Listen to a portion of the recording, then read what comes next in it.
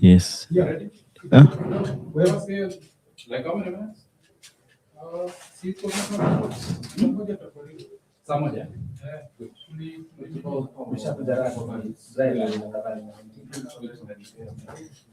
They're going to run on generator as well. Generator because already twice. Yeah. The power is static. Static. The generator. No, the normal power. It's normal now. We have removed the Kenya power. We are using generator. Oh, power ndio ilikuwa ina. John, could you switch on this?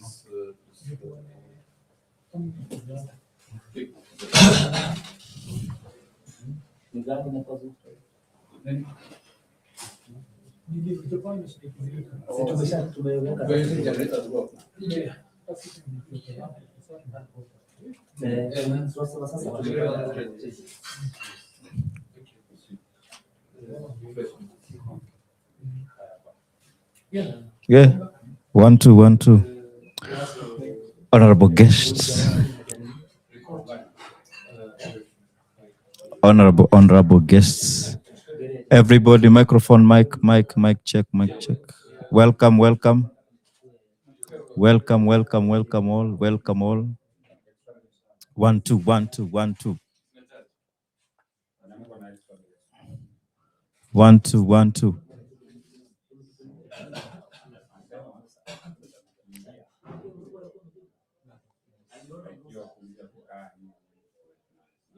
Yes.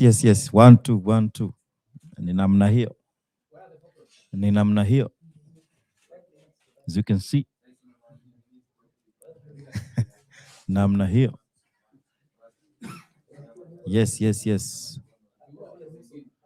One time.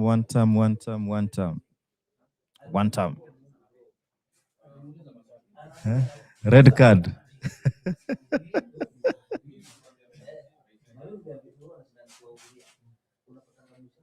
One two. Huh?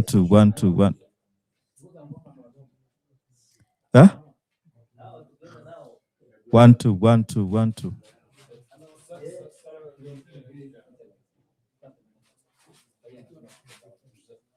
1 2. Testing. 1 2 1 2. Testing. Huh? 1 2. King in the north. One time. Distinguished guests. Distinguished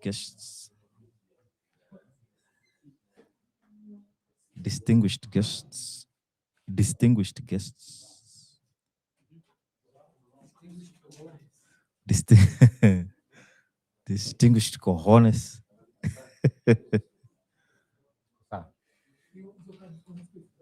Yeah, make a 5 hours nyingine 6 hours. Huh? 1 2 1 2.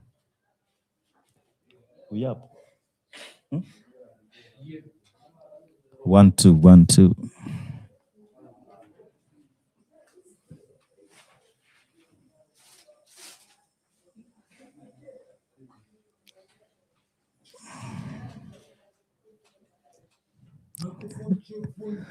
Oh, raya za kawaida, man. How have you been? Sikuwa najua niko live. Hi guys.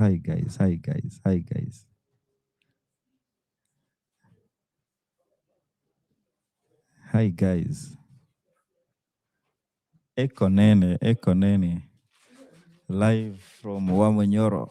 Ni command base.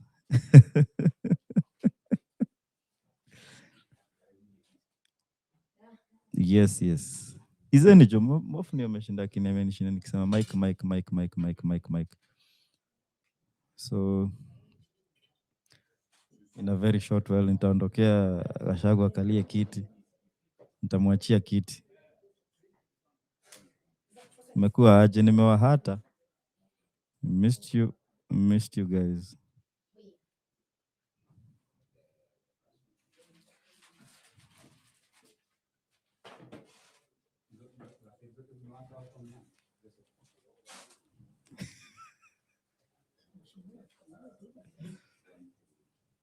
Welcome, welcome.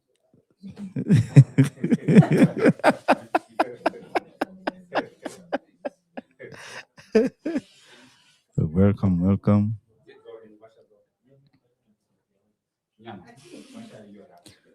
Where you guys tuned in from?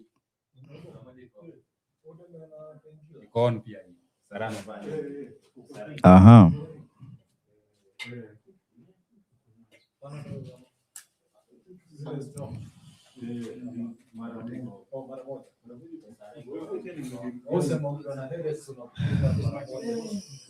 Yeah? Okay. Make? Oh, Nani? This guy, this guy. Yes, yes. No, no, no. Huh?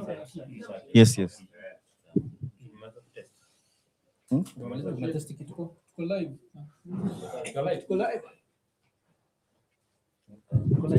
Yeah, but see, like test, not check. Yeah, see, nyumba itajiwa so.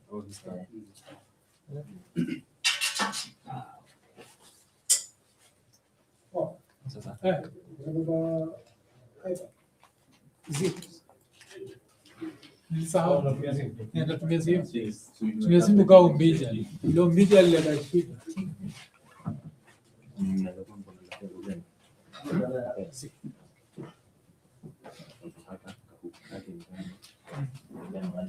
I think exactly what uko mbeba la pele. Patia.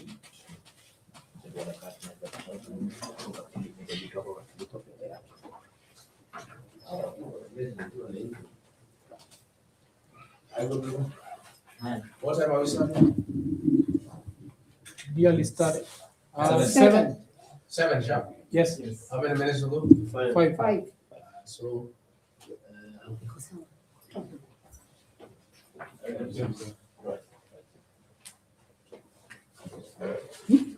This is my this one. Yeah. Turn my house into a full studio.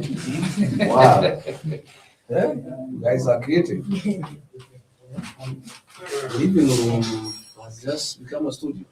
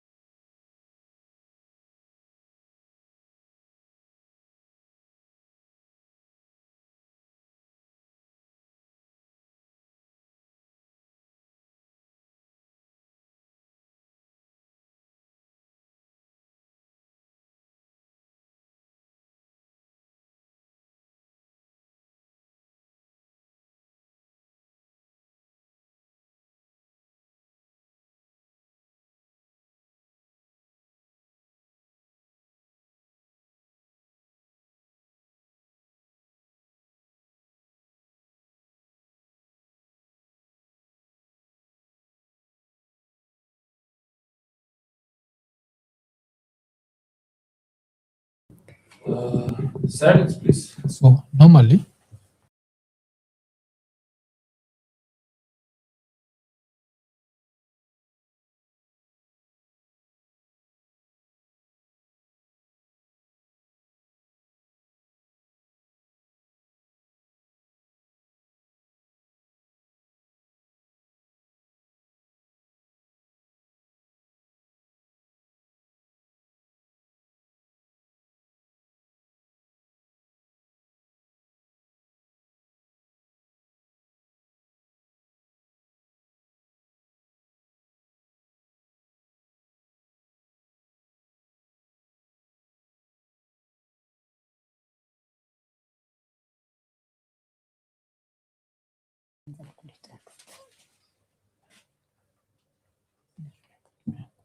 mteja isumbuliwe na watu. That's a good idea.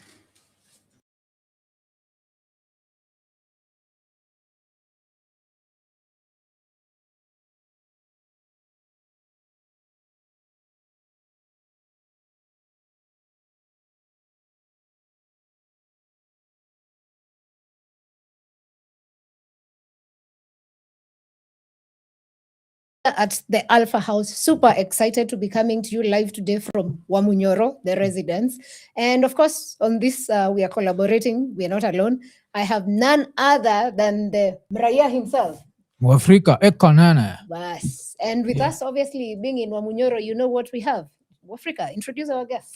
Yeah, so vile unacheki leo tuko na Rigiji, tuko na Rigathi Gachagua. And vile si wanzaga jo ekonana. Iko nini? Yeah. Iko nini? So yeah, I'm hoping we can have a conversation on various things. Absolutely. Yes, and yeah, I have to first of all congratulate you. Like you have a very beautiful home. Well, Yeah. this is my safe haven, my Yeah. rural home. I was born and brought up here. The air is fresh. You are next to the Mount Kenya forest. The mountain is just, you have a beautiful view from here. Yeah. Good people around me here. This is where I find my sanity.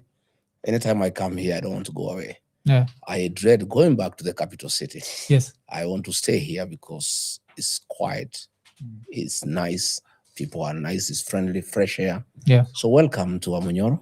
And I hope you enjoy your stay here. When you say you grew up here, what do you mean? Like this is your family's farm or just Yes, the area itself? This is my farm bequeathed to me by my late parents.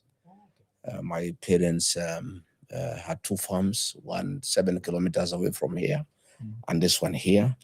So in their old age, they were very organized people.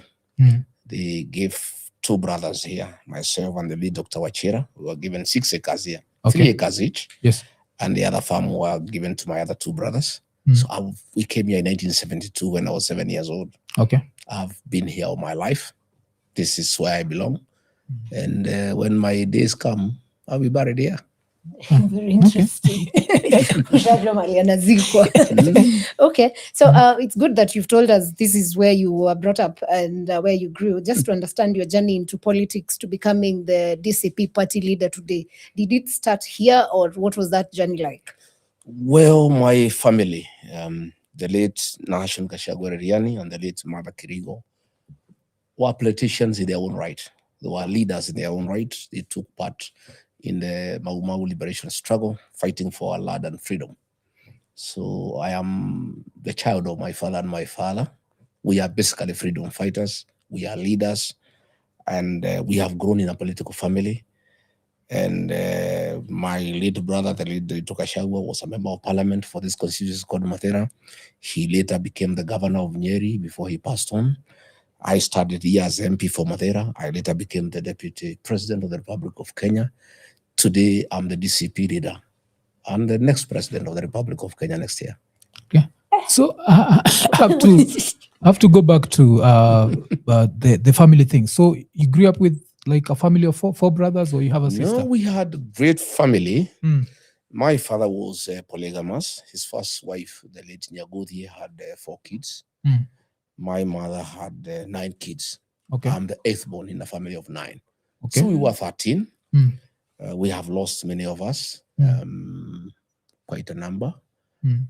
From my family, my mother's family, We've lost the late Dr. Wachira and Ririani, and we are remaining myself from the sons. Yes. And 5 daughters. Okay. The other family, 2 are dead, 2 are surviving. So we are there, and we thank God for long life. And we love one another. We are a great family. We are very united and very cohesive. So when you talk of them being politicians and them being involved in the struggle, like, could you maybe elaborate on that? Because this is to connect with your start as a DO, started out as a DO. So what's the connection? Well, when I came from the University of Nairobi in 1988, I was a student of political science. I sought for a job. Those days it was good. It's not like now.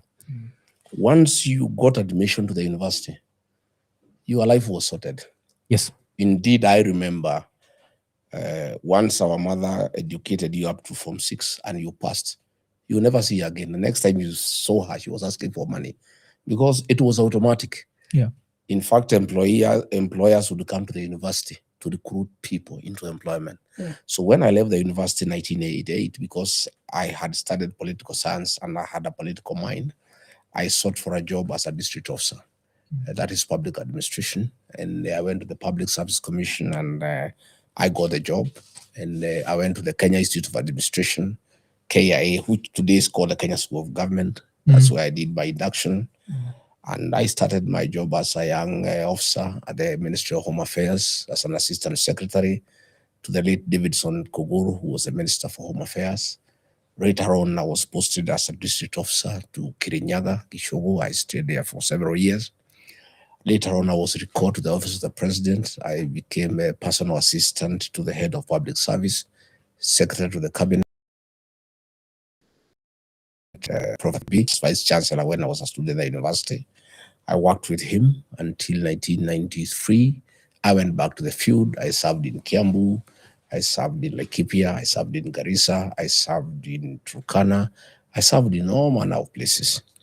And years later, I became a personal assistant to President Uhuru Kenyatta when he was the Minister for Local Government and a Kanu presidential candidate.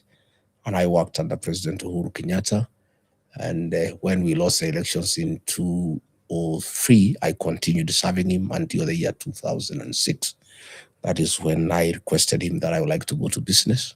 I went to business from the year 2006, but I continued helping him through until he became president in 2013. I never went back to government. I stayed as a businessman until 2017, when my late brother Gachagua passed on in February 24th, 2017, the people of this area, because they loved his leadership. And I was part of his campaign and his leadership, improved upon me to contest the Mathira parliamentary seat, which I did at a Jubilee ticket and won. Handsomely, I got 54,000 votes against 28,000. And I went to parliament for 5 years. There in parliament, I started working with William Ruto. We developed a good rapport. I helped him the campaign until we won. And he picked me as his running mate. And the people here, accepted. They gave us the vote and I became deputy president. I served for 2 years. We fell out. And he got MPs and senators and coerced them and intimidated them, bribed them to throw me out of office. They did. I left gracefully. I came here and dusted myself and woke up and started reorganizing my politics and my leadership. I founded the DCP party, which I'm leading today, and is a vehicle through which I want to seek the presidency. Okay. Before you've mentioned your fallout with President Ruto. Of course, many people have never known exactly what happened. Would you want to tell us what caused the fallout? Yeah.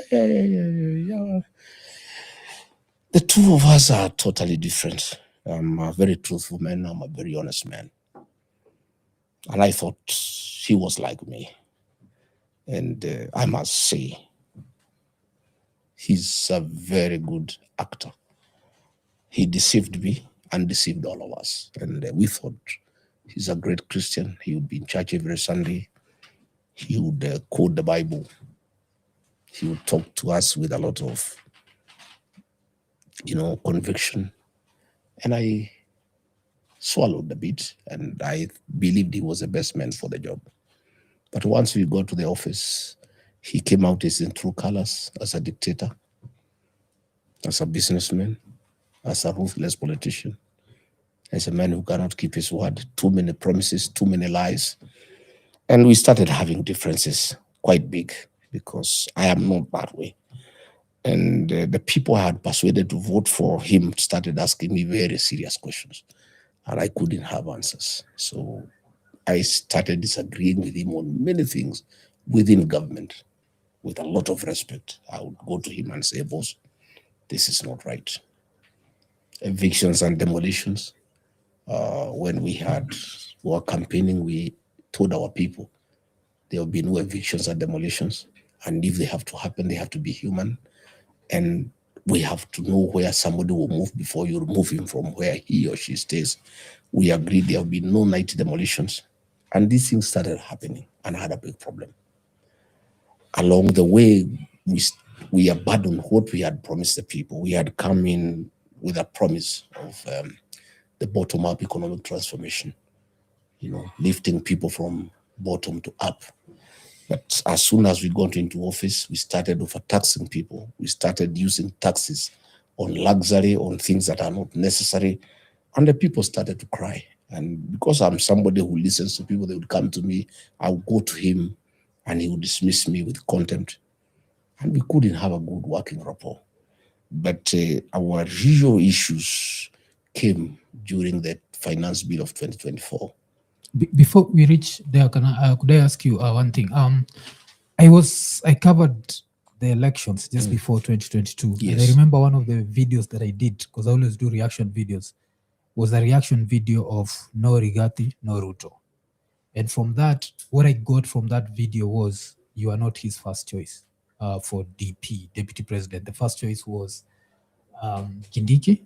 And apart from that, I remember, I think it was last week, Moses Kuria was on KTN and he said the same thing, that you are not Ruto's first choice.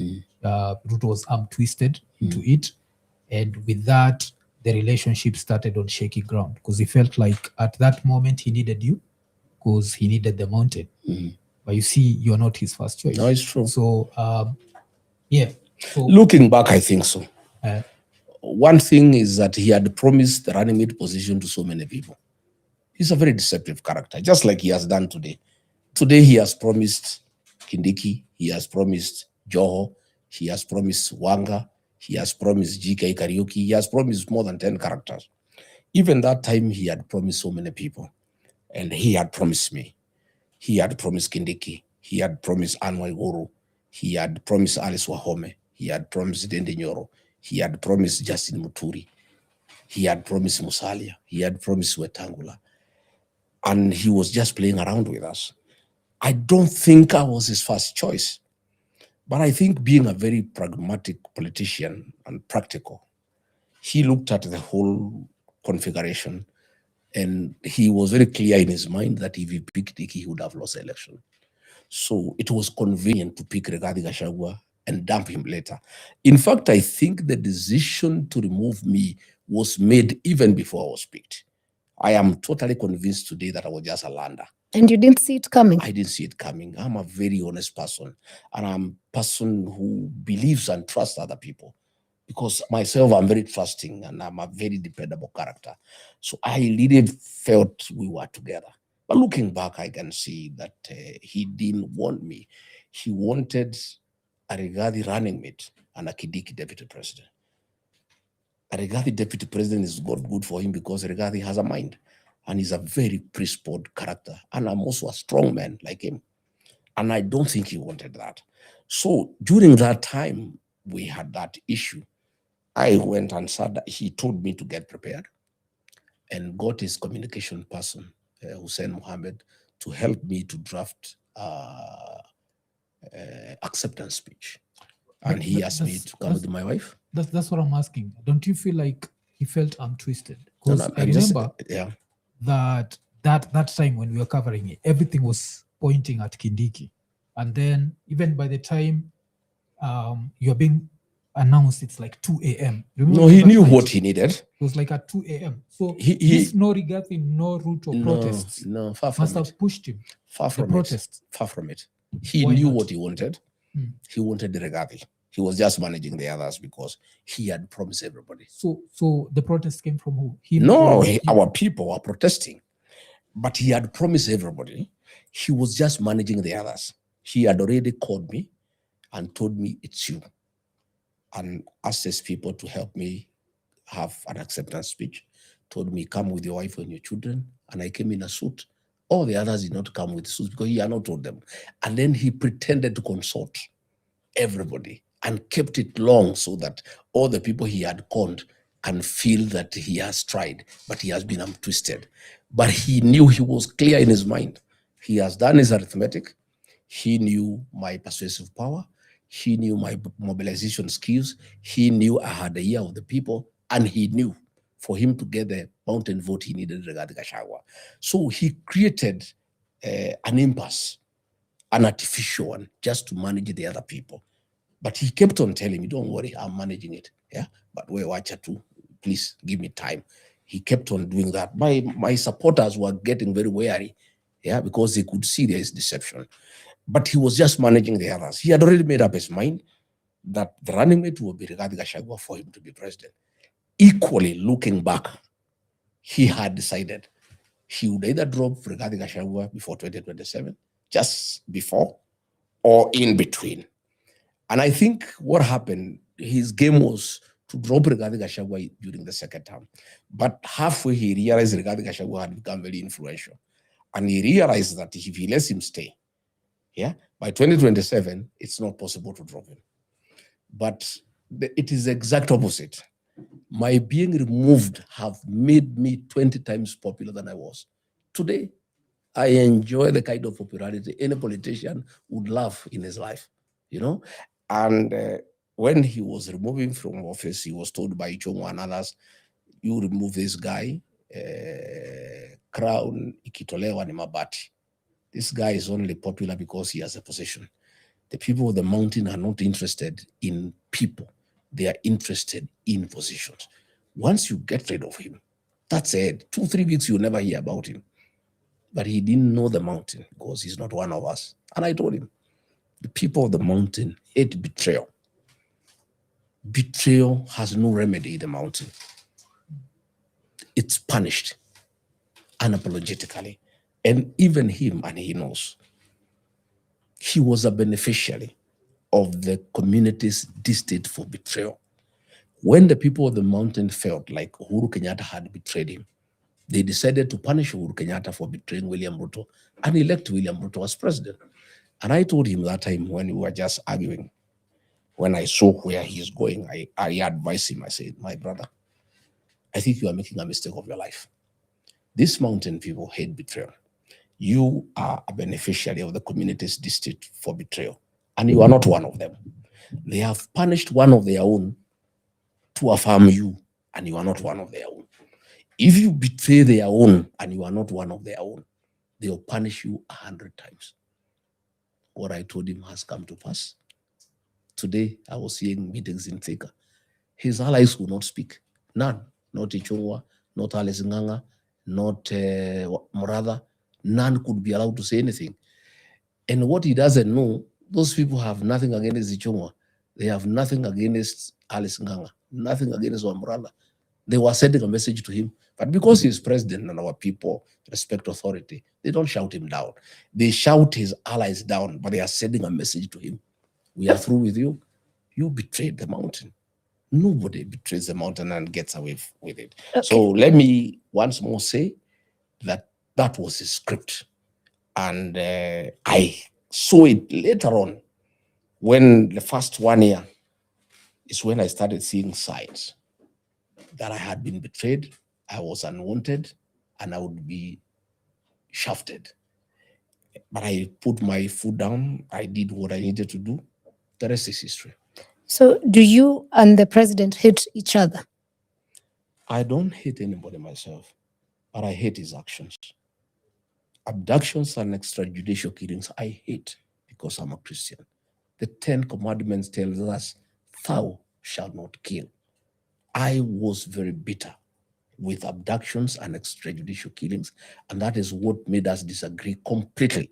And that is when he decided I must leave. So do you remember when the agency, when the finance bill came, I told him this thing is unacceptable, and the people of Kenya will not take it.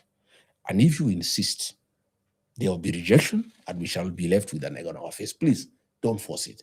He decided to force it. When it was forced, people said no. And then the agencies came up with a protest. Then in the National Security Council, a decision was made, and I sat there to clamp them down. And I said, no, I disagree with that decision. I said, let's listen to these young people. They have a point. And what they are saying is what the whole country is saying. He said, no. So on June 25th, when the kids were massacred in Parliament, he called a press conference at night and said that these kids are criminals and they are prisoners, and he'll crush them. Still being in office, I went to Mombasa and called a counter press conference, and I told him off. I said, you can't kill these people. They have a right to say what they are saying, and these kids are not criminals. They are my sons and daughters. We should listen to them. That is what broke the camel's back. We never talked again. We would talk through SMS, through WhatsApp messages, because he felt it was total insubordination, and he felt I had ridiculed him publicly. But I needed to give my position to our young people and the Kenyan people that I was not part and parcel of abductions and killing children. I could not be party to it, and I had to disown it publicly, because if I didn't disown it publicly, today I'll be carrying that burden. My hands will be full with blood of the agencies. I'm very happy that I was verdicted. I talked, everybody heard me. Today, nobody can blame me for those killings. Okay, but I'd ask, like, when did you start becoming uncomfortable with the extrajudicial killings? Like, do you know a specific period? Yeah. I think I think around April 2024. Because the reason why I'm asking you that is Ruto's acceptance speech talked about extrajudicial Yes, he killings. did. And he talked about the extrajudicial killings under Uhuru. He did. So that means that these extrajudicial killings were happening. Remember? So he said that this new government is going to come and there's not going to be extrajudicial. Then in 2023, remember there were protests, mostly in Kisumu and what? There were a lot of extrajudicial killings. Those are the people who got compensation this week from the courts. So do you understand why when you say you are against extrajudicial killings, it does not make sense to the average Kenyan? Because we're like, that was happening. No. It did start in 2024. William Ruto and I were on the same page initially. We had promised the people of Kenya that extrajudicial killings will be a thing of the past, and the use of the criminal justice system to settle politics will never happen. Yes. And that is why it was in his inauguration speech. We were on the same page. As soon as we got into office, I started seeing this bad habit creeping back. And I told him, respectively, in private, boss, these are the things we promised, and things are getting out of hand. Please, let us not go into that direction. He didn't listen. So as we went on in early 2024, I started getting reports and concerns that a special squad of 101 people had been formed for the purposes of abductions and extrajudicial killings. And I told him no. So one day, the Attorney General of the Republic of Kenya then, the Honorable Justin Bidad Muturi, came to see me as Deputy President. William Ruto was out of town. And he told me, my brother, my own child has been abducted. I have tried to call the IG. He is taking me into circles. I have called the DCI. He is taking me around. I have talked to the PS Interior. He's just taking him into circles.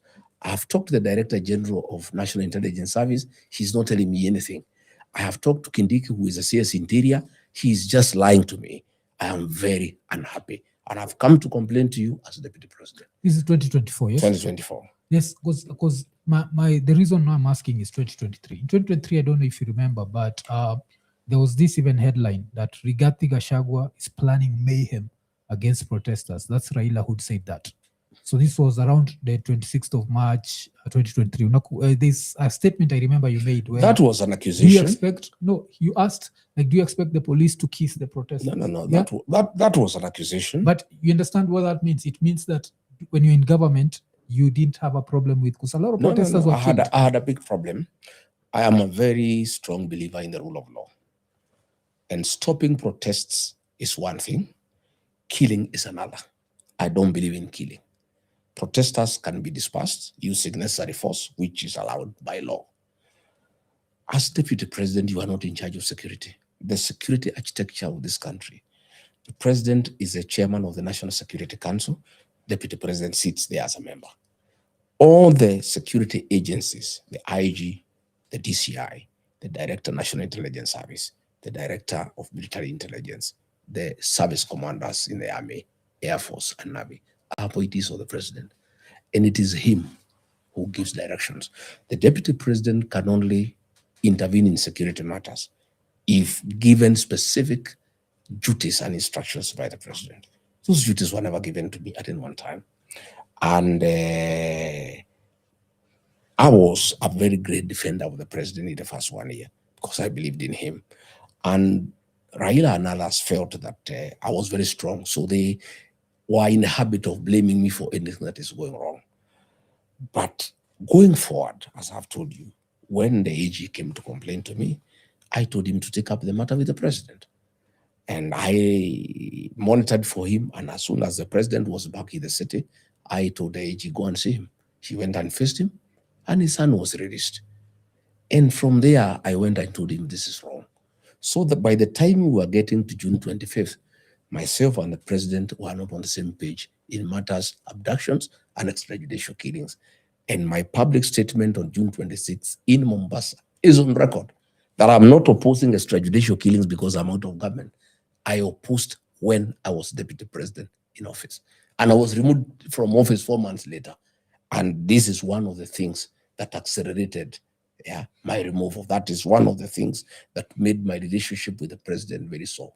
Okay. So during the same Maandamano of 2024, unfortunately, there are people who attacked former President Uhuru Kenyatta's farm, and there were accusations that you were involved in that. Was it true? And if not, then who would you say was in charge? Because the people accusing you are people you sat with. It is not true because I never uttered anything to that effect. If you check, internet don't forget. The majority leader in the National Assembly, the Honorable Kimani Ichung'wah, told Uhuru Kenyatta, is on video, that kama wewe hapana simamisha kutoa pesa ya kupanga maandamano, tutavamia hiyo mashamba yako na tuyachukue. 3 weeks down the later, mashamba ikavamiwa. Where do you blame Rigathi Gachagua? Did Rigathi Gachagua make any such utterance? I didn't. I am a very responsible leader, and I am a protector of property. I don't destroy property because I look for property. I'm a builder. I believe in building. I don't believe in destruction. Uhuru Kenyatta was president of the Republic of Kenya. He retired. And once our politics were over, I let him be. And I never attacked him. In fact, I went ahead to apologize to him for utterances that I made during the campaign period, because I found those utterances to a great extent were necessary and were too offensive. And since the campaign period was over, I did what a responsible leader does, and an elder for that matter. Uhuru Kenyatta is a senior elder in my community. I'm a junior elder in the community. And I felt that I had uttered words that were injurious to him and quite, disturbing to him and his family. And I offered a public apology. When I was deputy president, I did not do it when I left office. I could not plan or have any reason whatsoever to attack the farms of President Uhuru Kenyatta. But Kimani Ichung'wah is on record threatening to invade the farms of President Uhuru Kenyatta. And 3 weeks after, in fact, that accusation he made at Kenyatta High School, where I had invited him as an old boy, that is where he uttered the threats. And 3 weeks later, the farms were attacked. Kimani Ichung'wah is very close to President William Ruto.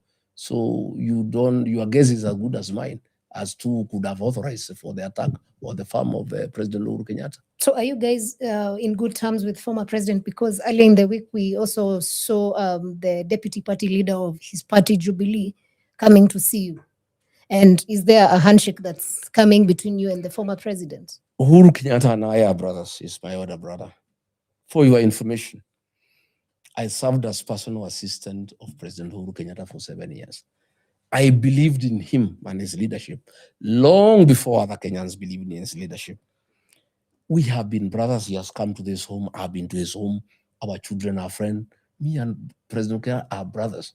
But along the way in politics, when I decided to support William Ruto against his wish, we differed politically.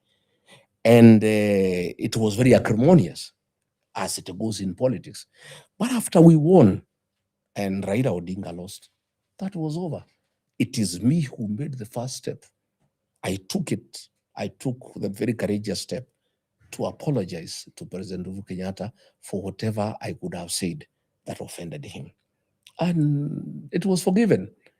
And I have no issue with President Uhuru Kenyatta. In fact, I'm shocked people keep on saying that we need to do a handshake with President Uhuru Kenyatta. Handshake for what? We are brothers. We are easy. And the issue of family, you cannot keep on asking, are you in good books with your brother? We are brothers. And we have had long political history. And today, Uhuru Kenyatta is retired. I'm his greatest defender. If you have followed our news, anytime he is attacked, I defend him because I believe he is a Kenyan statesman who did 10 good years, served his country well with the dedication. He has taken retirement, and I am of the opinion that we need to let him retire in peace and enjoy his retirement with his children and his grandchildren.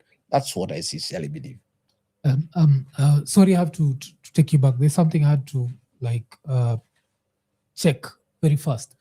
When you talk of JB Mturi's son being abducted, you said he came to you, JB Mturi. Why didn't he go to Ruto? I'm saying JB Mturi did the right thing. He first talked to the DCI. Yes. He took him in circles. He talked to the IG. He took him in circles.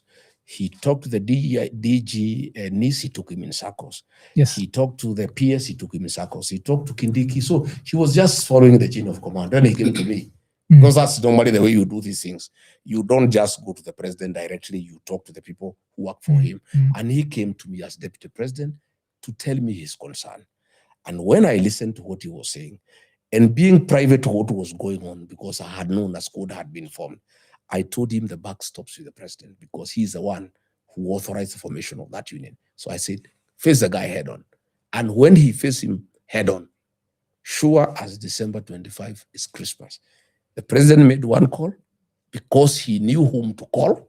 He called the DGDs and Muturi's son was released. So okay, because I think the best advice. I think I'd misunderstood you because it's like you'd said you told him you'd tell him when Ruto is back, because I was checking that and I saw Ruto. No, Ruto was out of town. No, this one says Ruto was in Kenya when the out of town. I said out of town. I didn't say out of the country. He was out of town. Yeah. He was not in Nairobi. He had gone to some place up country. And my security and Ruto's security is one. They are under the presidential escort. So I'm quite aware of his movement. So I told him I'll monitor. As soon as he comes back, I'll let you know. So I told my security, let me know when the president is headed to State House. So when he took off from where he was, my people told me he has taken off. He'll take 35 minutes. So I called JB. I said, in 40 minutes, be at State House. He'll be there. And he went and found him. Because another thing that's been said is, if you had to look at, what's his name? Ruto used to have, and I've heard some of your political partners right now talk about his anger issues, where he was angry at some point, threatened to slap Uhuru. But also for you, the stories that we had were when the rift started happening between you and him, you'd bang his table and you'd be disrespectful.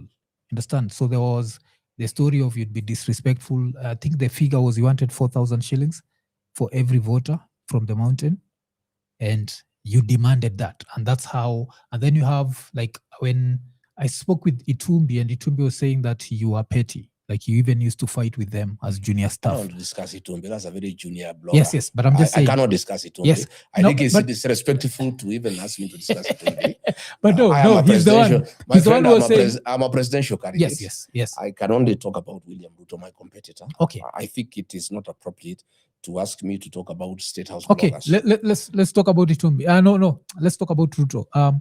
So with that, do you feel like if you went to him and demanded things based on you having given him votes, don't you feel that was disrespectful? And that's the reason why I don't think to start with he needed to get rid of you. And also the fact that you remember you're saying that you felt like he always wanted to get rid of you. So there must have been something he didn't like about you. Well, to start with, it's a lie. Yeah. I did not ask him for any money. And if I did, it should have been one of the grounds of my impeachment. It wasn't, because it's not true. It's just a lie. The guy is a liar. He has given so many reasons why he got rid of me, depending on where he is. When he goes to Nyanza, he says I was demanding shares for the mountain to the exclusion of the Luo nation. Okay. When he goes to Western, he says I was opposing development for the Luyas to the benefit of the mountain.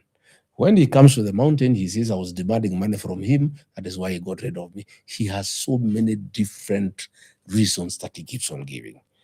And if those reasons were true, I believe they would have been among the charges in the impeachment. They were not. Yeah. Nobody demanded a cent from him, and I had no reason to demand a cent from him. I disagreed with him on matters of principle. And it was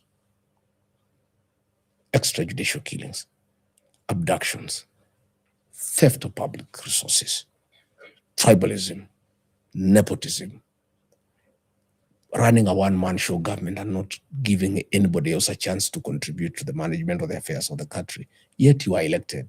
You know me, I was not an appointee like Ndiki. I was elected by the people. I was not his employee. And he's not the one who gave me the job. He proposed my name and the people of the Kenya gave me the job. I had a responsibility to the people of Kenya. And I found we are losing it. And today, my friend, William Ruto was elected on a very popular platform. 3 years down the line, everybody is saying he must go. And that is the issue I was raising with him. How come that we came in on a popular mandate? Everybody is baying for our blood. Let us retrace our steps. Let us listen to the people. But the tribalism part, he's always used it against you, even like with some of the speeches he's having. But you see how that he can, you remember there was a clip also of Methu, where Methu was saying, angalia jina, ukiona Kipruto, uneka tik. Ukiona Mwangi, uneka tik. Ukiona Onyango, hey. Then he was saying, and then you talked about shareholders. So don't you feel like if we were to talk about one person who was tribal, we can't put that on Ruto. We'd have to put it on you because you're the one who talked about nothing like shareholders. Let me tell you, my brother, it's nothing like tribalism in coalition building. Ruto was a product of the Rift Valley and the mountain. People of Northeastern rejected him. People of Coast rejected him. People of Western Kenya rejected him. People of Nyanza rejected him. People of Nairobi rejected him. He was elected by the people of the Rift Valley and the mountain. And therefore, we had an agreement on how we'll share government. And when he started shortchanging me, I was saying, no, give me what right belongs to me and my people, because we had an agreement. He had a shareholding agreement with the people of Western Kenya. And he did not honor, because he also did not honor. They had promised to give him 70% of their votes. And in return, he had promised so many things. So when they did not honor, he refused to honor. But on my part, we honored what we had agreed. He had asked for 70% of our vote. He got 87%. So I was entitled to get what we had agreed. What did you want specifically? No, we had agreed many things. Positions, guaranteed minimum return for our cash crops, coffee, tea, and milk. We had agreed the completion of Mau roads. We had agreed on construction of 18 dams in the mountain. We had agreed that the people of the mountain will not be sacked, even those appointed by Uhuru Kenyatta. And where he felt uncomfortable with those who had been picked by Uhuru Kenyatta, we will change them one for one. And that's what we did in Meru. When he said he doesn't want Kenoti, we exchanged with the Kome. And it was like that until the second year, he started backtracking on those agreements. And then I started fighting.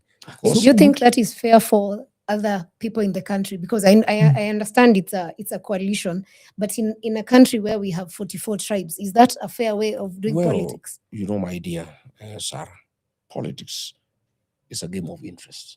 That's true. Today, ODM are demanding 50% of government. And nobody is calling them tribal. Nobody is saying that they are what we are shares. Those ODM characters are the ones who removed me from office. And the accusation is that I am preaching the gospel of shareholding. Today, they are the most loudest and noisiest that they're asking for 50%. Is it fair? Okay, That's what they're asking. Because they are saying, Mhm. William Ruto, if you want the votes from ODM, this is irreducible minimum. We want 50% shares of your government. We want the deputy president. Take it or leave it.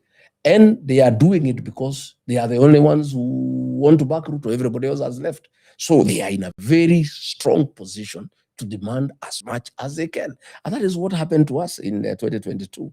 Nobody else wanted Ruto except the mountain. So we said, fine, since we are the only guys who want you, what are you giving us in return? And we agreed 1, 2, 3, 4, 5, 6. Initially, he gave us, then he started slowly backtracking. And then we had a fight because I was a custodian on the mountain interest. The people of the mountain trusted me to be their custodian. I want us to move this conversation forward. Just understanding the way Kenyan politics works, I would want to know, why do you want to be president? And why should the Kenyan people trust you? Well, I think I want to be president because I've got great ideas on how we can make this country great. I have experience. I served as deputy president for 2 years. And I have first-hand experience on how Ruto lost it. I know what needs to be done. One, you must listen to the people. You must govern people the way they want to be governed, because essentially a president is an employee. And ordinarily, an employee listens to the employer. So the Kenyan people are the employers. So continuously, you must engage them and listen to what they want. Number two, the people of Kenya do not want corruption. I am persuaded that to deal with the corruption in this country, it must start from the top. You must have a president who cannot entertain corruption. Once the president says no to corruption, corruption will just end. How are you planning to do that? Just by myself saying no to corruption. It's the only thing you need to do, by the way.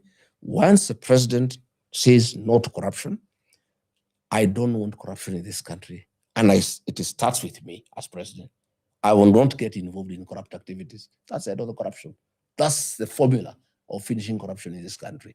But once the president has dipped his fingers into the public purse, he opens the door for everybody, and he can never stop anybody.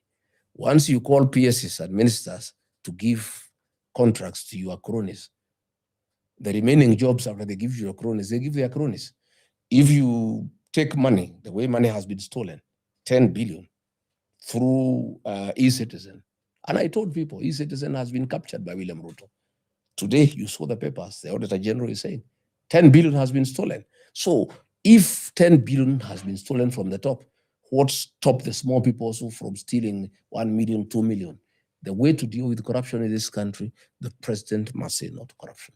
Today, regarding Gachagua left office, nobody can accuse him of any corrupt activity that he has been involved in this country, because I never got myself involved in corruption.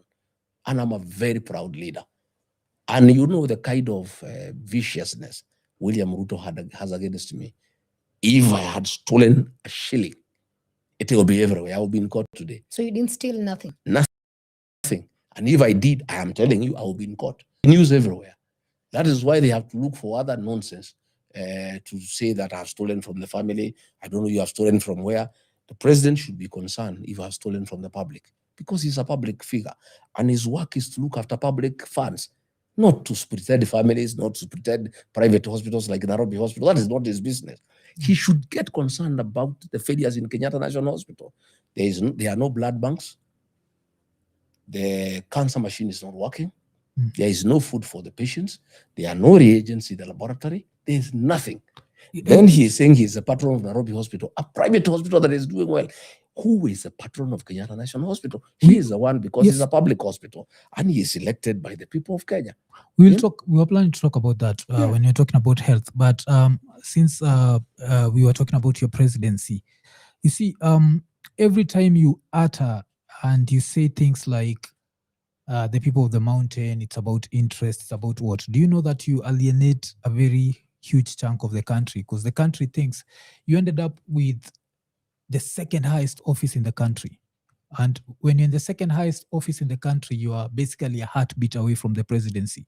It means that at that point, your interest should never be about a community, should never be about a region, should always be about Kenya.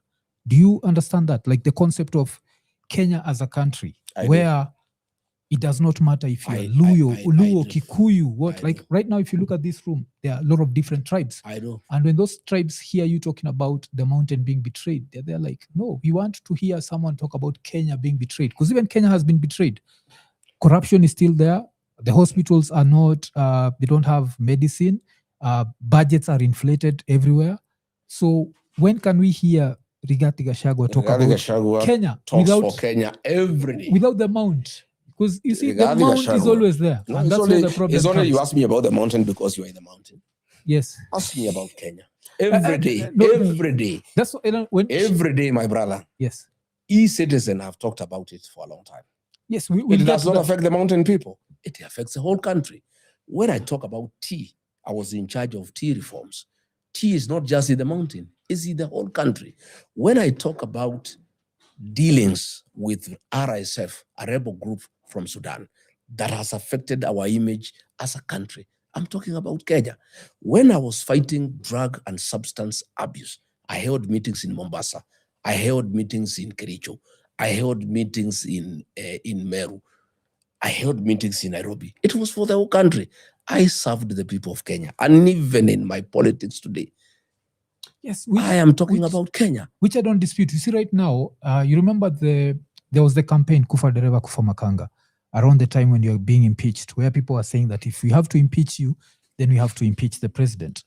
Why people are saying that? Because they felt like the pair of you had failed the country. At that point, we didn't see Gachagua as the savior. After you left, sasa we ni moja wetu. So of course, sasa tuko, hey, you are our savior. But you see, during all that time, tukikusikiza, it was always about the mountain has been betrayed. It's never been Kenya. We were just complaining politically. Kenya has been betrayed. We were just complaining politically. Yes.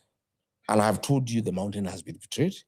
Kenya too has been betrayed. And that's what we want to hear. No, how has Kenya been betrayed? Kenya has been betrayed. One, William Ruto promised to put money into people's pockets. Instead, he dipped his hand in their pocket. And the little they had, he took it away through unreasonable taxation. And the money that have been taken from people has not been used prudently for the purpose for which it was collected.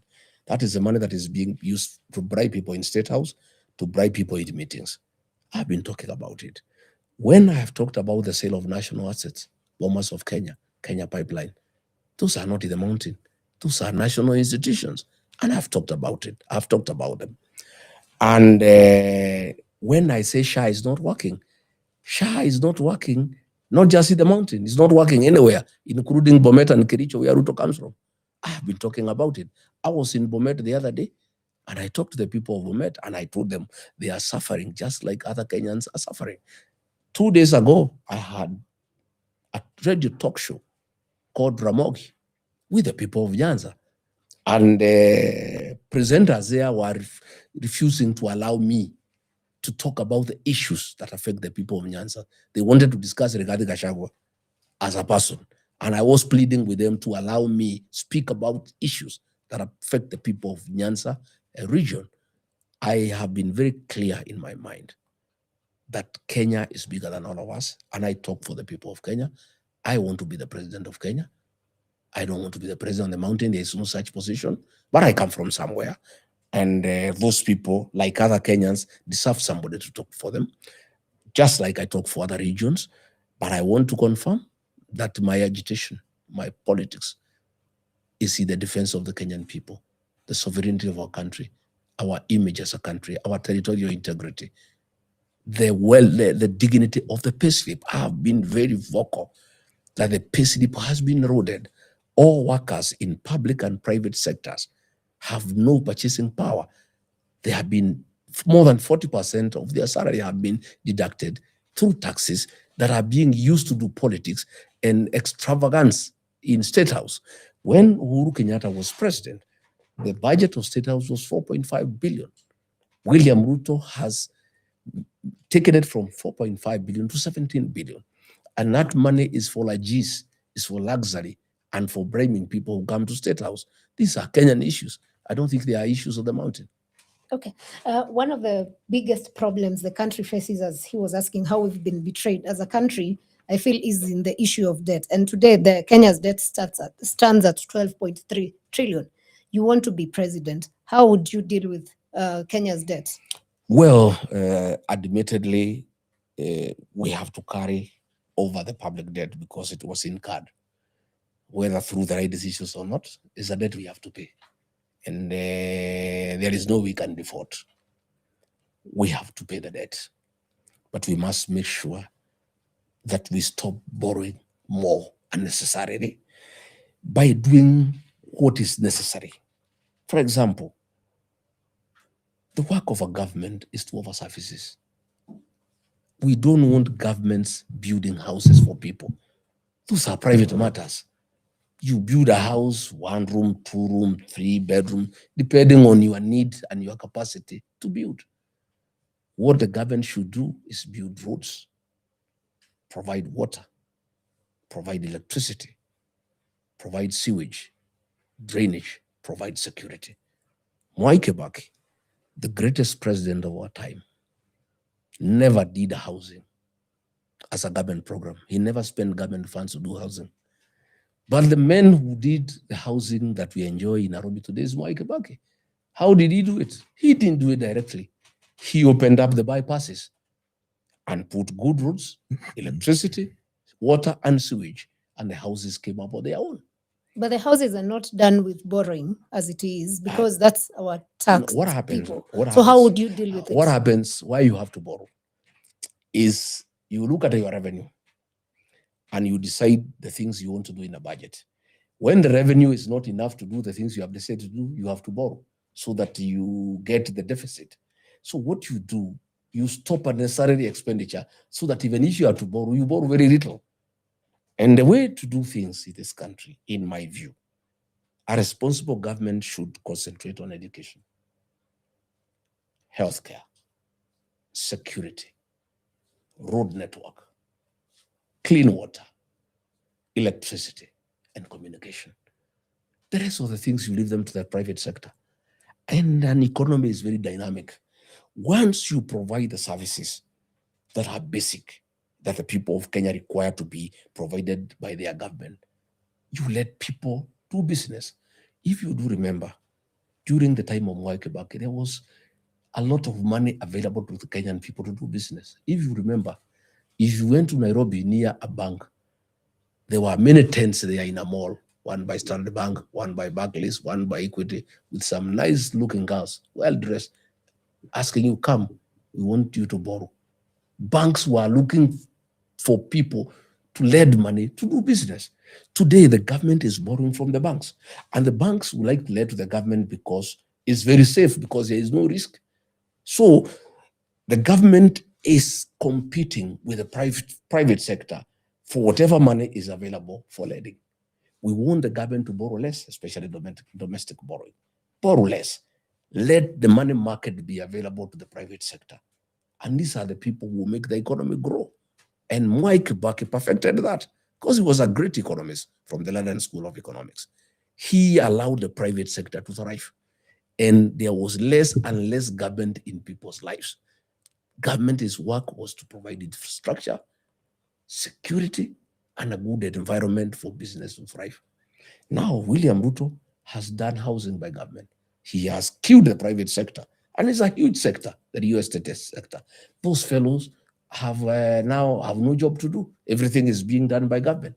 And the government houses are being done to provide an opportunity for people in power to sell cement, to sell steel, to sell tiles to the people who are doing the affordable housing. Therefore, government has stifled the private sector. We must allow the private sector to thrive. That's the way to build a country and to build an economy. I would just want to understand your plan of paying this debt, because you see, every time a new government comes in, the debt keeps accumulating, but the payment formula is never clear to us as citizens. Agree. So what policy do you have in place? One, Sarah. you do the basic law of survival. When you are in a hole, the first thing you do, you stop digging. Then you figure out how to come out. But when you are in a hole, you cannot continue digging. The first thing you have to do is to stop that borrowing. And then you figure out how to pay what is outstanding. But if you find we have 12 point something outstanding trillion, and you are still borrowing more every day, you will never get out of the debt. So to start with, we stop unnecessary expenditure, opulence, avalanche.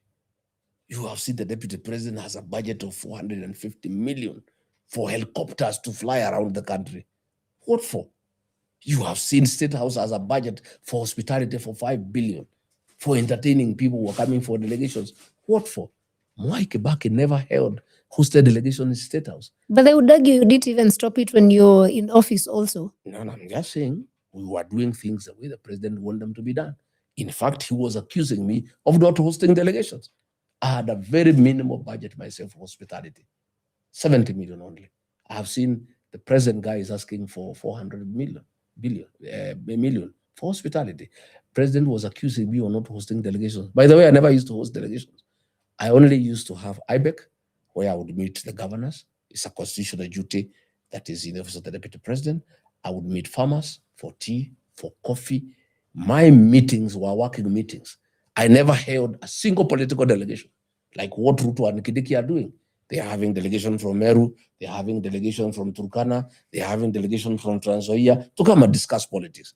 I want you to check, for the time I was in office, I never held a single political delegation. Anytime I needed to host a political delegation, they came here to Amonyoro, at my home, where I entertained them from my private savings, because this is my home. But I never, at the official residence, held a single official delegation for purposes of politics. Okay, so before he comes in line with that, there was an issue about the DP's budget and the office of the wife's budget. And the Standard had a story where when you're in office, there's a time you needed 1.59 bill for office of the wife, second wife, which I think up to date goes on because there was a story the other day about it. Why do we need the office of the second wife as a country? Well, one, we had a request of 1.5 billion.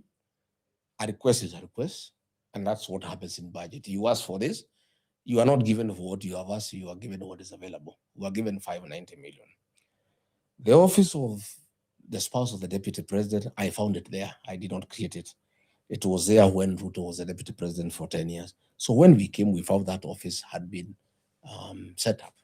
And when we came with Pastor Dorcas, she identified a program to do. And I think it was a good program. I think the money was well spent.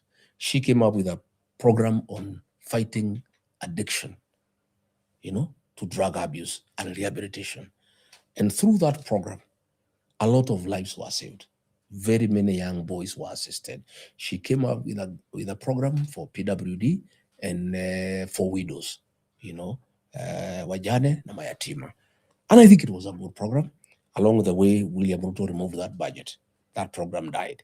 Today, all the boys Mama Gachagua had rehabilitated, most of them are back into drinking. It was a good program. I don't think essentially there is anything wrong with having activities of a spouse of a social nature that is not anything the government can address on a daily basis. Things to do with humanity, things to do with empathy, and you cannot say that those issues don't need to be addressed. The issue of the boy child, the issue of drug addiction is a serious issue. And if you are around in this country, it's a serious crisis.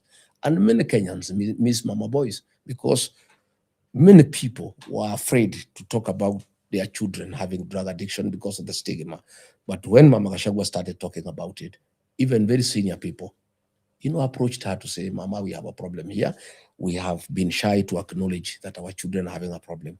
And as we speak today, the boy child is under siege. Our kids have very many mental challenges. The level of depression in this country. There have been very many suicides by our young people because of peer pressure, because of lack of jobs, because of economic challenges. Somehow, somebody must address those challenges. There must be some Kenyans somewhere who can address that challenge. The issue of kids out in the streets who have been taking hard drugs and they need a motherly attention. Somebody must do it.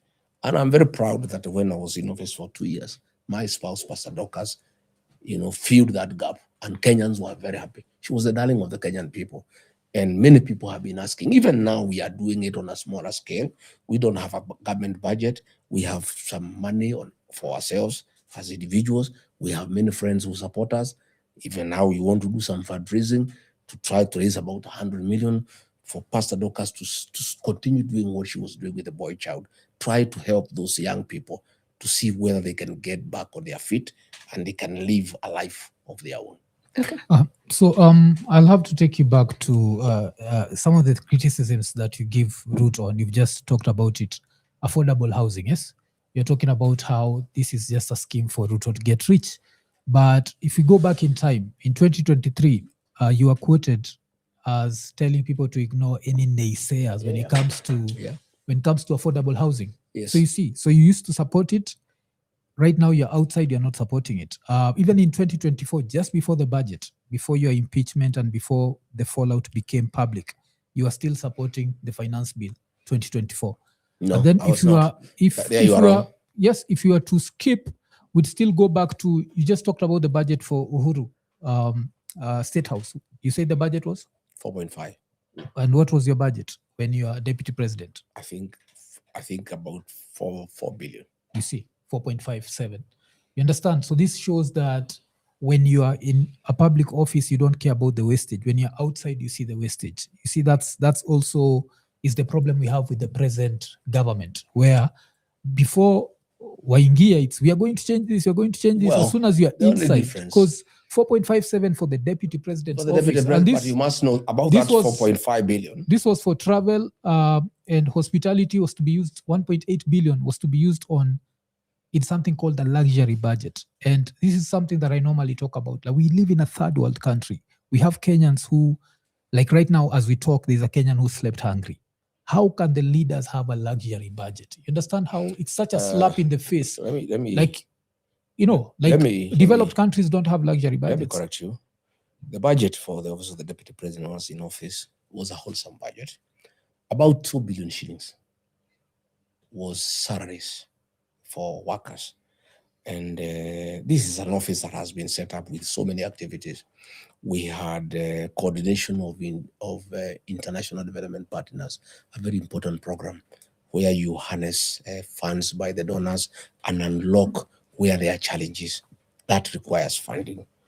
We had funding for tea and coffee reforms, very, very important programs that are beneficial to the Kenyan farmers. We had a small budget for fighting alcoholism and drugs. As far as I'm concerned, my hospitality budget was very little, if I can remember. My budget for traveling was quite little. In fact, for the longest, I tried to use military choppers that had no expense instead of hiring choppers. But I'm saying the State House budget, most of it is hospitality, and that is where we have a problem. Most of it is hospitality. Most of it is travel, And I want to correct you. I opposed the finance bill from day one. I never supported the finance bill. And even when I went out and I advised MPs to listen to the ground, and they started fighting me. I say, my friend, this finance bill, before you commit yourself on the voting day in parliament, listen to the ground, listen to the people. And I became very unpopular with the MPs because the president was coercing them to pass the finance bill. Only a fool does not change his mind. I'm not a fool. Life is dynamic. Life is not static.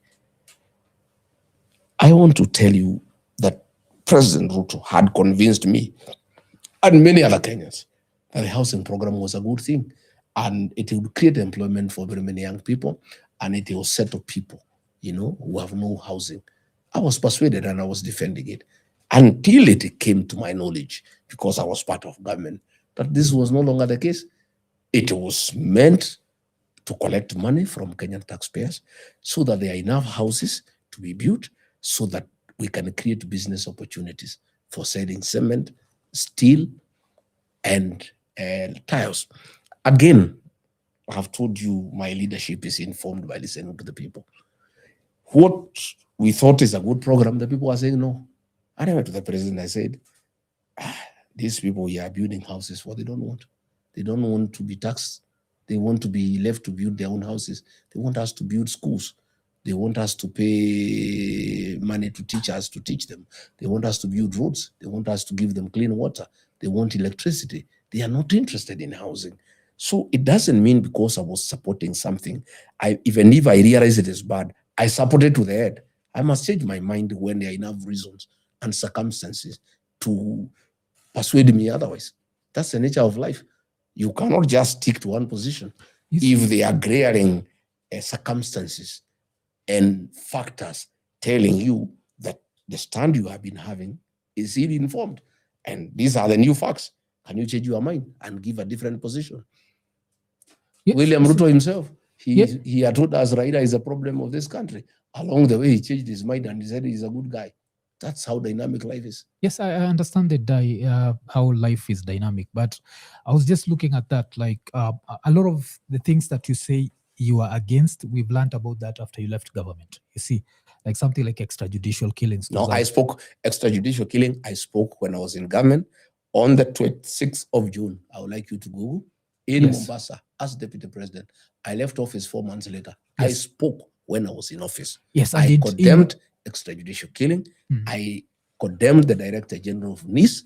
I condemned William Ruto when I was in office. I did not speak after I left office. Yes, I'd like you to check that. Yes, but this was when the same extrajudicial killings happened in 2023. You didn't talk about it. Understand? Well, I told you I was talking internally.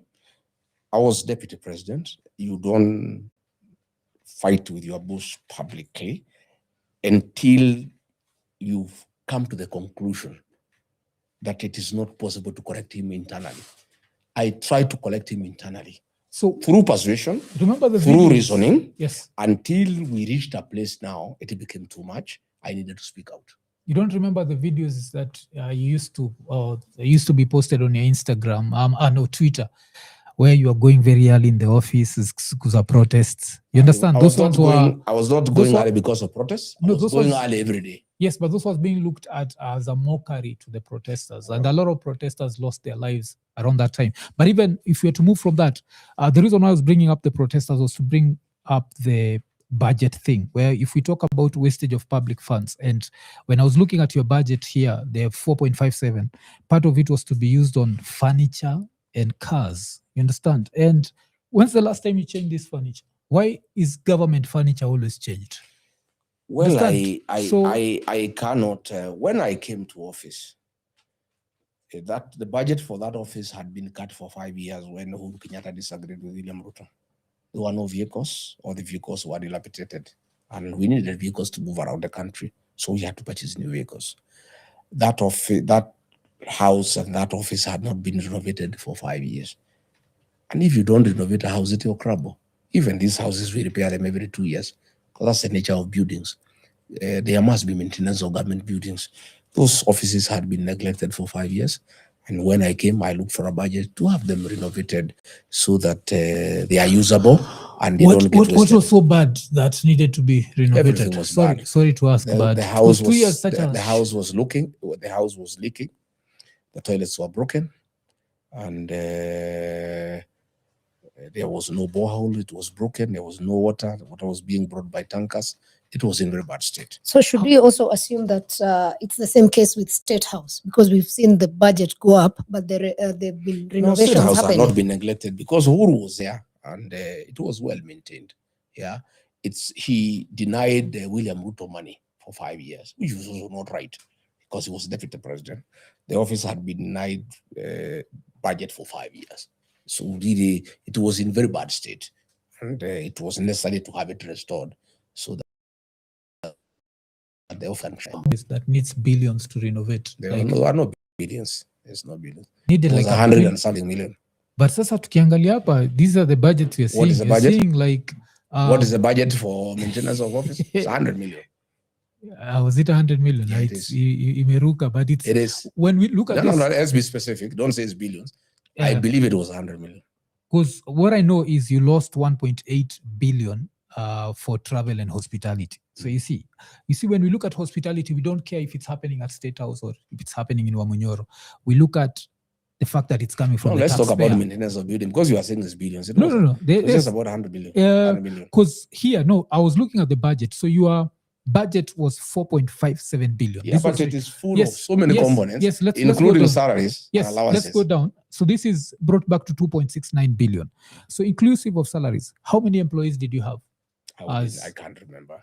You understand? And how much are they getting paid? Is each getting paid a million shillings? Because if we take 2.69 billion, if you have 1,000 employees, each would have to get around 2.69 million. I don't think it is fair to ask me how many employees are there or how much they are paid, because I don't have such details. As deputy president, you have people who work under you. You have the chief of staff. You have people in human resource. An office is established by the Public Service Commission. Yes. It is not you who decides what is the establishment. And I did not start that office. That was an office that was functional for the last 10 years. It was not a new office. Yes. I found it going on, and employees there, and were being paid before I came to office. Were being paid when I'm in office. And those are salaries that are not coming to me. The only thing you can ask me is my own salary, which is about 1 million shillings. The rest of the salaries go to other people. And they are public servants. And even when I left, they are still there. Yes. Yeah. So I've Googled, and it's 542 employees. And this is the things we'd have to ask, like, why do you need this amount of employees? And if they are taking up a salary that goes into billions, don't you see there's a certain level of incompetence that comes with that? I think you are a bit unreasonable in the sense that you must know every office has a structure and an establishment that is approved by the Public Service Commission. That establishment is informed by the activities in that office. Yes. The office of the deputy president has very many activities. And if there are 500 employees, somebody must have sat down and decided that that's the right establishment. That decision is not made by the deputy president. That decision is made by the Public Service Commission. But you cannot ask the person who was in that office why there are 500 employees, because that is not his decision. No, let me align it. I'm asking you that because when you left office, you left with 108 people. What are 108 people advising you about? So these were like your advisors and officials. No, it's too much. They were not 100. If there were 108. That's how it was reported in the media. Yeah, they sacked even the gardeners and the watchmen and the cooks and everybody who was there, who came when I was there, which was very unfair. Because gardeners... Then those are not PSC employees, of course. They are PSC employees, but they were on contract, and the contract was tied to my contract. Okay? What happens is that when you come in, there are certain cadres that are tied to your contract. So when mine left, they were exited and others were brought in, which was very unfair. These gardeners, if you needed to punish regarding Gachagua, there was no need to punish the people who sweep around the compound. There is no need to punish the people who make tea, the people who are in communication, photographers, videographers. Those are the people who are sacked with me. Because here it's written, it's advisors and senior officers. No. Advisors were very few. How many? I wouldn't know how many there were, but very few. Yeah. Extremely few. Yeah, the back of the people was communication and subordinate staff. People who are looking after the compound. It's a huge compound, almost 25 acres. People who are there. People who are cleaning cars, drivers, cooks, people who are in hospitality. Why would those people have been employed by you directly? Because those ones should come with the office. By the office. But how can they be fired? No, that is a law. That is a law. At a certain position when you come in, there are certain cadre that you are allowed to recruit in your tenure. Okay.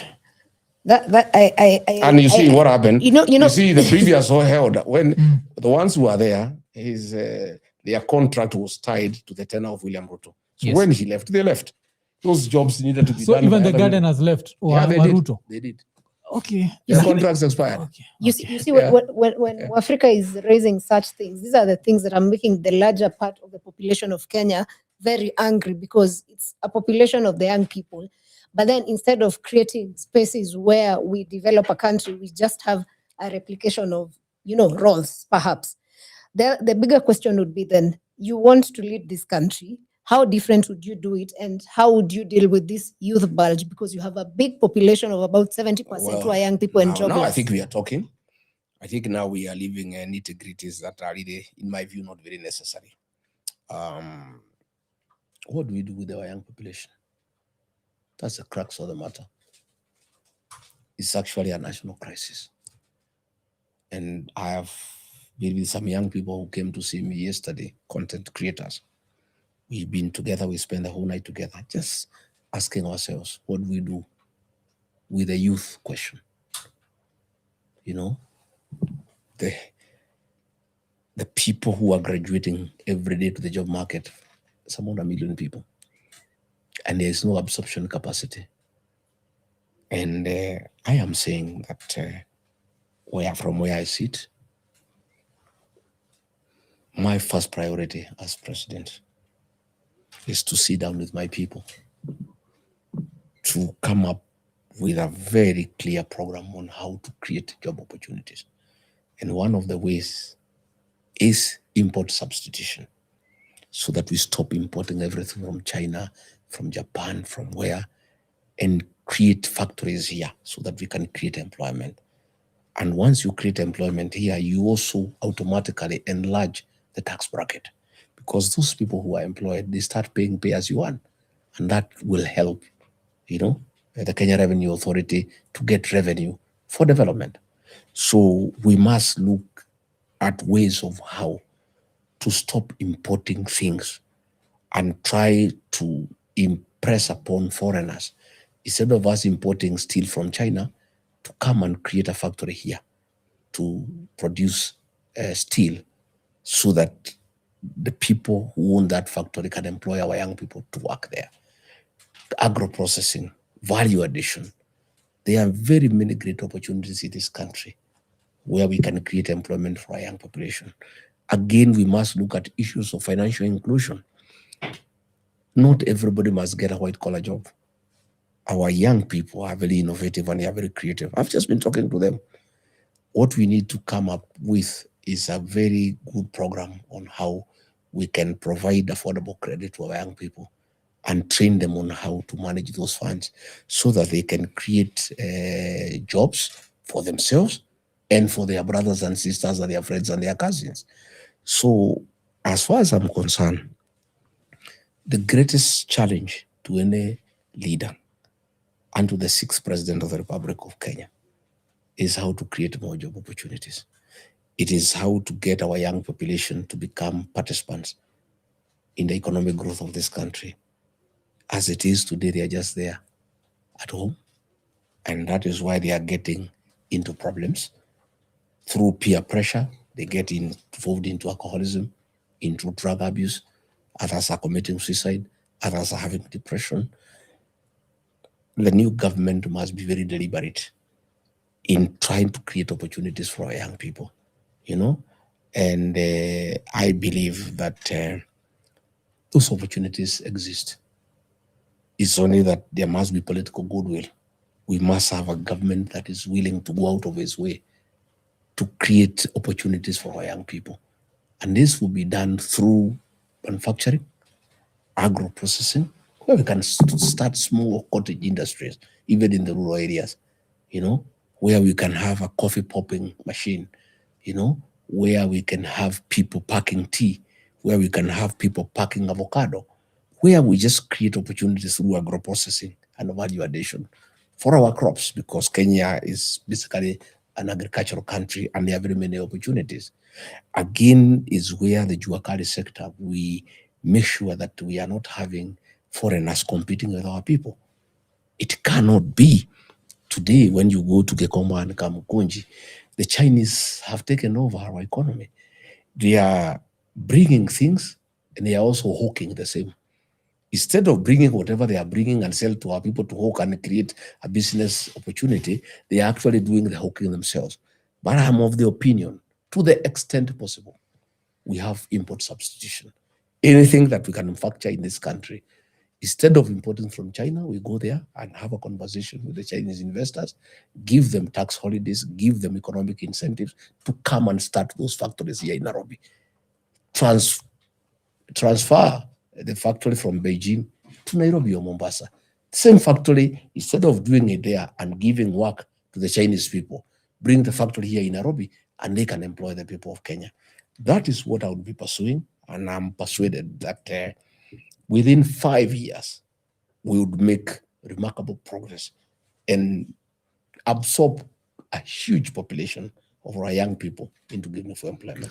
Okay, See, sorry, we've let had me these just promises finish before. this. Before we go to the promises, the question would be, you are making this decision for the young people as the older generation, and you're saying you've been talking to the young people. What is the place of the young people in this decision making such that they're not on the menu to be consumed, but they're the people coming up with the menu? Absolutely. Last night, one of a guy I had, he's called Chris Kirubi. He interviewed me. We had more than 14,000 people watching the program. And he told me, Rigiji, we love you, we trust you. But believe you me, if you give you this job and you let us down, we will turn against you the way we have turned against Ruto. I'm aware that these people cannot take promises. They want action. My very honest proposal to the young people, and I'm talking to them, we want them to be part of the decision-making process. We want them to come to the table so that we make these decisions together, so that when things go wrong, they don't pay for my blood. We hang together. I am saying that the administration that I want to lead, the young people will be part of the decision-making process. I want to bring young people to work with experienced people. I want to have a blend of experience and proven track record, working with youthful, energetic, innovative young people. A combination of the two is what this country needs. Experienced old hearts, people who have seen it, who can mentor young people, and then the young people have the energy to drive what has been agreed on. They are innovative, they are creative, they are knowledgeable, they have exposure. I am proposing a government that has a mixture of experienced, tested group of people working together with young, energetic, creative, young people. I don't think with a combination of the two we can get it wrong. I am persuaded we cannot get it wrong. If you come to my party, DCP, I've already started our model. Out of the national executive of 32 people, 17 are below the age of 35. DCP has become the party of the moment, courtesy of those young people. They challenge us with great ideas every day. I've told you since yesterday, I've spent 2 days with the young people. If you look at TikTok, you see the programs we are making with them. And I'm a better person than I was before I came to Nyeri yesterday.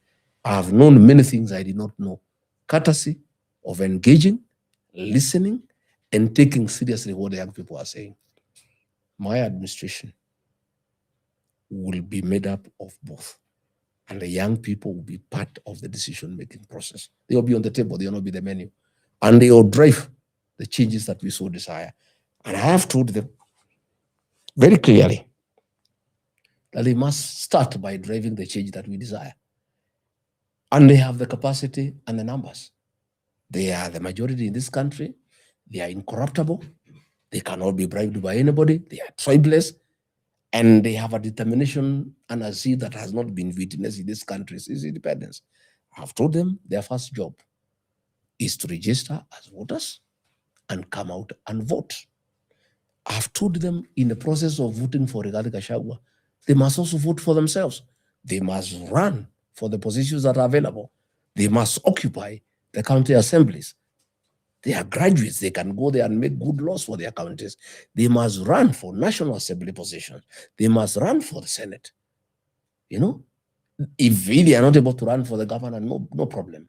But at least the county assembly, the National Assembly and the Senate, we should have very youthful faces in the next dispensation.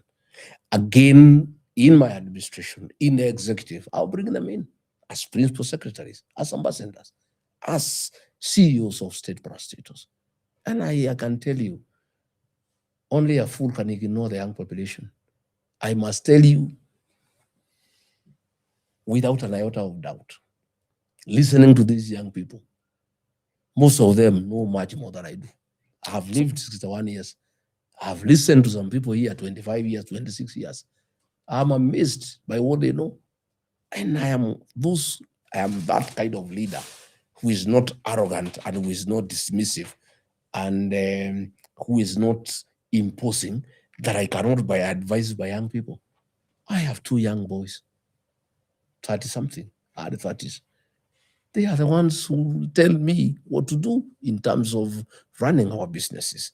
They know much more than I do. They are more informed. They are more exposed. And I listen to them very keenly. And I gain a lot. I'm a better person by working with them. So I'm not dismissive. There are leaders who dismiss these young people, that they know nothing. I am telling you here today on air, most young people I've discussed with, I must admit they know much more than I do. Yes, before we I even ask you about the promises that I wanted to ask you, can you say, you've said like you learned a few things that the youth want that you didn't know before. So what did you learn yesterday? Like what stands out of everything you learned yesterday? Well, the young people told me yesterday that never make difficult decisions in a hurry. Young people. I was opening my mouth listening to them. They said, if you decide you want to write a letter and dismiss a worker who has wronged you, okay. Write the letter, but don't sign it. Yeah, okay. Sleep over it. If in the morning you still feel you should sack the worker, sign it. Okay. But they told me 9 out of 10 cases you're not signing, you have changed your mind. Okay, Those are young people telling me. Okay, I thought it was like something political. No. So now, let's go back to the promises. I remember seeing Uhuru and standing next to stadiums. I remember Ruto telling us when he comes in, he's going to do 1, 2, 3 things. That's why you talked about, I concentrate on the nitty-gritties. That's the reason, because I've had this conversation before. Like when I listen to you right now, I can take your speech and put Ruto in 2022 and I'll get the same thing, where we are going to create jobs, we are going to bring manufacturing, but it never happens. Understand? So there's a lot of youth even right now listening to you and they're like, we've had this before.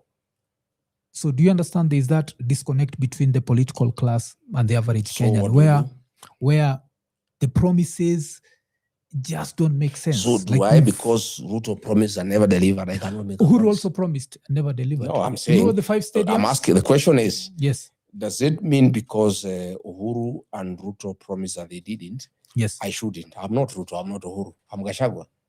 We need to, that's why we are concentrating on the nitty-gritties, because the nitty-gritties, I'm saying I cannot be condemned because of the failures of Uhuru Kenyatta or William Ruto, because I'm not Uhuru Kenyatta, I'm not William Ruto, I'm Rigathi Gachagua. I'll be judged on my own record. Okay, what if, because for you to run for president, your case is dependent on the judiciary at the moment, right? What if the courts decide you can't run? Well, let's cross the bridge when we get there. I don't believe in counting the chicks before they're hatched. Let's cross the bridge when we get there. That is a presupposition. I don't want to guess. I'm a presidential candidate. I'm clear in my mind that I'm an innocent man. I have every confidence the courts will find me innocent of those charges, and I'll have my day in court. But I don't think I want to say what will happen if this happens or that doesn't happen. Let's cross the bridge when we get there. So in line with that, of course, critics argue that the so-called united opposition may not get to 2027 together united. That's William Ruto who says so. He's one of them. There are many other critics. Well, we also say he'll go nowhere, and he says he'll get somewhere. This is politics. People can say anything. That is what they were saying in 2002. They were saying the opposition then is useless and they cannot agree on one candidate and they will crumble, they will fight. Then they agreed on Mwai Kibaki. The rest is history. We are hopeful, we are determined. We'll stay united to the end and we'll give one presidential candidate. Our opponents have every right to doubt.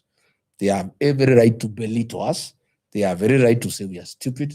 They have every right to say we have no Sarah. They have every right to say we are thieves. That is the nature of politics. But that does not distract us from our focus. We are focused. We are going for it. We know what we need to do. And the people of Kenya have told us, you must stay together. You must stay united. We are determined not to let the people of Kenya down. Do you understand how that brings a problem where you go on stage, you accuse Ruto of being a thief, he goes on stage and he accuses you of being a thief. And if you go back to the 2024 protest, that was one of the things that the Gen Z were saying. They were saying that they need clean leaders, leaders with integrity. So if I was to ask you right now as Rigathi Gachagua, would you say you're a leader of integrity? Yes, I am, because I've stolen nothing. You know us, when we say what Ruto has stolen, we say it. Today, in the papers, they have stolen 10 billion. Listen, wait a minute. Yes. We are saying 10 billion have been stolen from e-citizen. Yes. We are saying 50 billion shillings have been lost in SHA. Yes. We are saying Kenya Pipeline has been sold for a song. We are saying Safaricom is being sold for a song. These are real issues that we are raising. Okay. William Ruto says we are thieves. What have we stolen? Okay, let's go step by step. By 2022, you had a case where 200 million shillings of yours had been frozen. That case was dismissed. No, that's why we're going step by step. So 200 million had been frozen. Then you went on a debate with Martha Karua. What did you say your net worth was? I don't think I want to get into that because. But you understand? No, I'm just saying. I don't think it is right. I don't think it is right. If I don't ask, I don't think it is right to talk about a case that was dismissed in court. No. Can you let me? Nowadays, I think Gen Z says, "Let me land." So I want you to let me land. This is what I mean. My audience will, and I guess even her audience will demand that we ask this because it's about integrity. So the court case is happening. You're worth, you go and you debate Martha Karua. Do you remember what you said your net worth was? I can't remember. You said 800 million. Yes. And 200 million had been taken. So we guessed that by that time you had 600 million. Yes. But then around the same time, you had a court case yes. about a land next to JKIA. Yes. And you never mentioned that land. Yes. You understand? If I'm talking about my net worth and I have a case in court, if I mention the 200,000 shillings that's being held, I'll also mention the 1.5 billion piece of land. I can't say nikiwa, like the way we speak in Sheng, I can't say niko na thao mbili na saa hiyo kuna mtu. Well, the only difference. Na thao yangu 10. You understand? So with that, the only difference. So let me correct you. It means you're worth 2.3 billion. Let me correct you. There's a very big difference between what I own as a person and what is owned by companies. That is owned by property. A limited liability company is a person on his own. That land is owned by a company. It's not my land. It's owned by a company. A company is a body corporate. So I talked about what I own as a person. Yeah, finished. And I am saying the laws of this country are very clear. You know, why do we have courts? We have courts to give justice. If somebody is accused of something and the court clears him, you cannot come 2 down, 3 down the other line to ask me about it. No, I'm not even asking that. What I'm asking is, okay, if it's owned by a company, you have to be owning a part of the shares in that company. When the law, you see the law of public disclosure of your wealth, you declare what you own as Rigathi Gachagua. This farm here called Karandi, this Omanyor here. Yes. The title deed belongs to Rigathi Gachagua. This house and this land is worth like 45 million. That I can always do a disclosure. I own. My Nairobi house, it's 150 million, is my land. Yes. But what is owned by companies where other people are shareholders, that's not my wealth. But you understand why the question of integrity is important. Do we agree on that? Question of integrity? But I'm saying, in terms of asking people what they own, you say what you own as a person. Okay. Because with that in mind, you saw the headlines today? About? So the headline was, this was on Capital FM, Ruto Gachagua's family petitions Ruto seeking probe into alleged forged will, asset fraud and disinheritance of the late governor's estate by his brother. and I can see your brother is on this. So I know you are very close to your brother. But now there's this rumor that's going around, and it stayed there. It stayed since your impeachment. And the story is you disinherited your brother's family. So that's number one. None of your brother's family has ever come out to defend you. So it makes a very interesting situation. That's why, like last week when Ruto was talking about you, and then he talked about Eugene Wamalwa also disinheriting his brother's family, it brings up the question of integrity. You understand? Where if your brother can't trust you with his property and his family, how can we as Kenya trust you with our property? That's why I was telling you the question of integrity. Everything is interconnected. Yes? My brother, we are in politics. And in politics, opponents say everything they want to say against their competitors. William Ruto is my competitor. William Ruto is not the patron of the Gachagua family. He's the president of the Republic of Kenya. He's supposed to look after public assets. 10 billion shillings have been stolen in his citizen. He's not talking about, wait a minute, let me talk. He's not talking about it. Okay? 50 billion shillings have been stolen in SHA. He's not talking about it. He's talking about Nairobi Hospital, which is a private hospital. Wait a minute. This is not him. Yes. Which is a private hospital. Yes. He is talking about the Gachagua family. Family matters are solved by families, not by the President of the Republic of Kenya.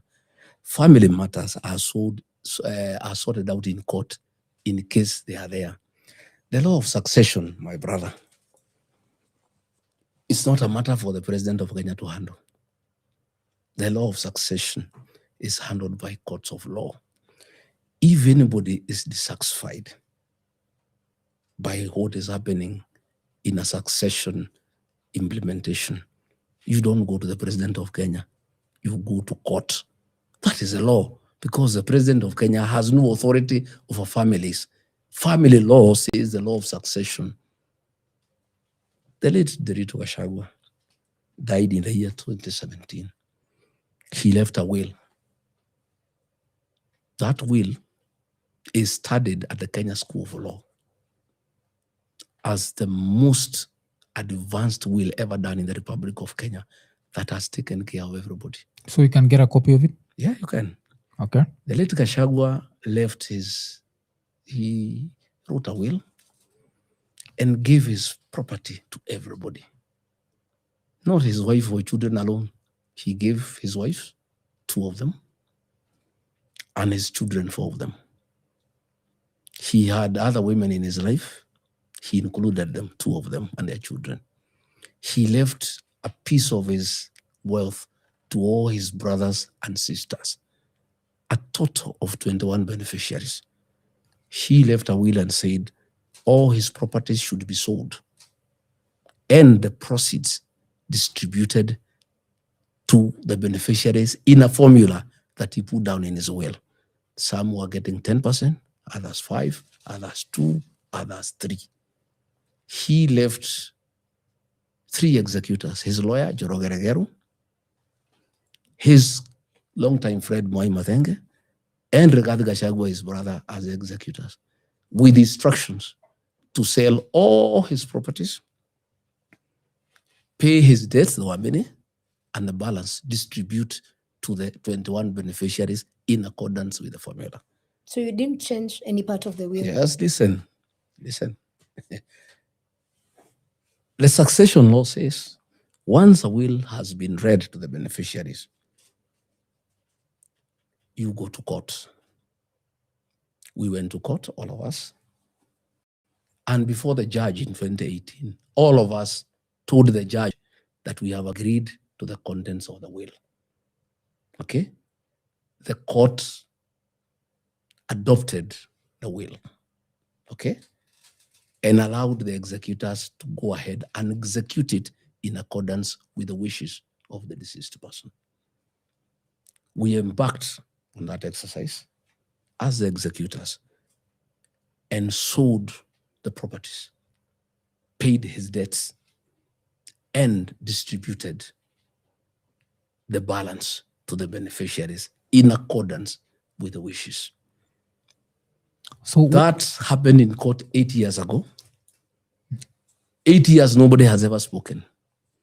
All those beneficiaries have received the monies into their accounts and they never complained. William Ruto has decided to play politics with the Gachagua family. Met some of the family members yesterday and told them that he has the authority to recover most of the things that were sold and give them back to them. It is not possible. He's just lying to them. And it's okay. That matter was concluded in the court of law. Everybody was there before a judge. The records are there.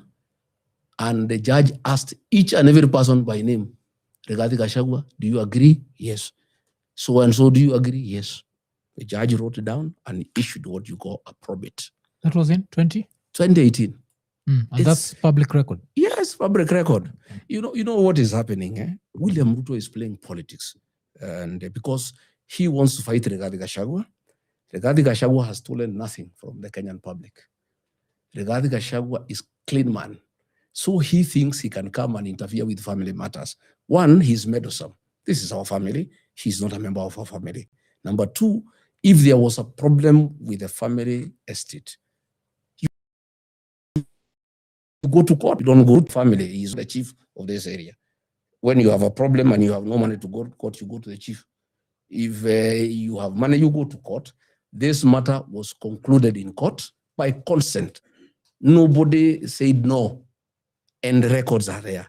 Those 4 or 5 people he met yesterday, all of them have received money. When we sold Olive Garden, the ones for 10%, they got 50 million. The ones for 5% got 25 million. Everybody has gotten their own money. So this is politics. And it's unfortunate that when our country has so many problems, the president has abandoned his work to look after the country. He is now meddling in families. He's meddling in private institutions like Nairobi Hospital. He is meddling in my family thinking he's fighting Rigathi Gachagua. I want to tell my relatives to be careful. That William Ruto misused me. He's misusing them. And they'll be very embarrassed when these documents come out in court, into the public, because they will be released. I've just talked to the family, our brother, my brother who is elder, the eldest one, he is very annoyed. And the other family, those are 4 beneficiaries. They are 21 beneficiaries. My brothers, my sisters, they have tried to reach them out to give them money to spoil my name. They have said they cannot. Blood is thicker than water. But a few family members have been conned by William Ruto. And I really sympathize with them because, one, I know they are having challenges, which is normal. I hear one of my niece has been promised a position in the board so that they can complain against, which is okay. If she can get something to eat, that's okay. I hear one of the ladies has been promised some business opportunities. I hear they were also given some little money, which is okay because I don't have money to give them. But I want to say, the issue of the late Gachagua was concluded. The estate has been distributed. It's over. It's a closed matter. There's nothing remaining. Everything has been sold. Everybody has been given money.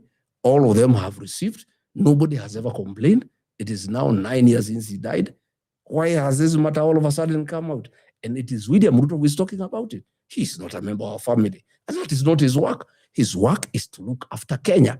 If there is a problem within any family in Kenya, families have a way they sort out their disputes. And there is none in my family. He's the one who is meddling in our family. He's the one who is trying to bribe people in my family to cause discord in my family. If you remember my sister, my brother, all prominent families have been fighting in court for years. The Gachagua family has never fought in court. His will was the best.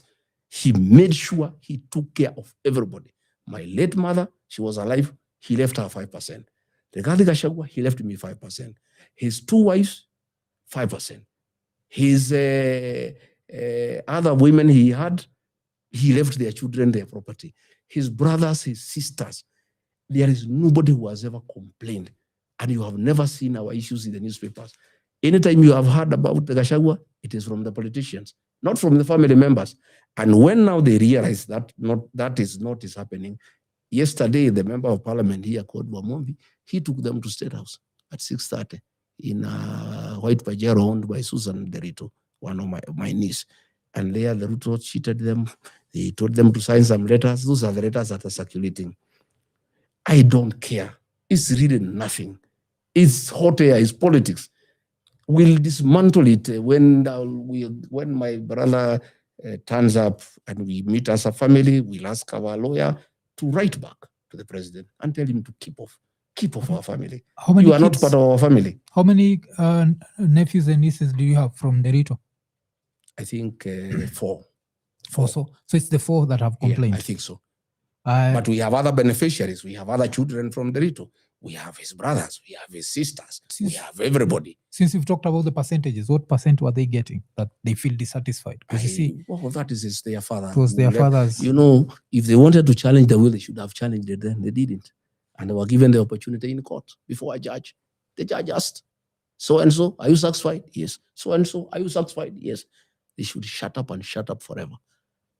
Or if they want to go to court, they go back to court. The window for appeal is over. Number 2, they did not dispute at that time. The matter is closed. They are just playing politics. But in 2024, it was not closed. You remember it started? No, I'm saying there were just accusations on politicians. The matter was closed a long time ago. All the properties were sold to third parties. And the money was distributed to them and they received the money.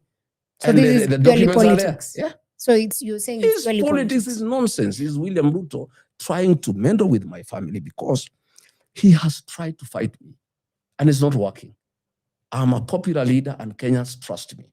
He wants to destroy my character and my integrity so that Kenyans stop listening to me. He has sent DCI to try to look for crime I've committed in Kenya. There is nothing. Okay. There's also he has now gone to the family, to tell the family, you come here, we can help you. All the things that were sold by the estate, you recover. Before anything was sold, there were meetings with the family, there are minutes.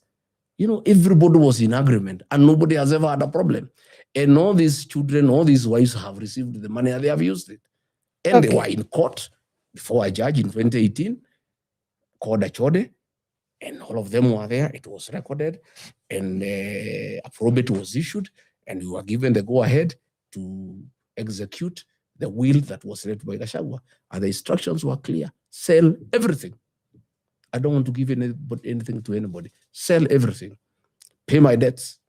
The balance, distribute to the beneficiaries in accordance with the will. 10%, 5, 4, 3, 1.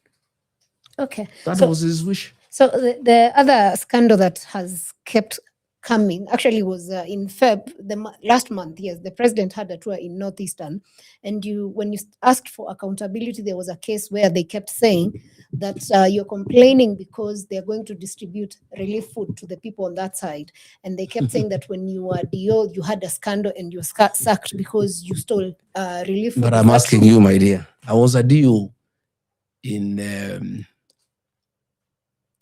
I left work in 2021.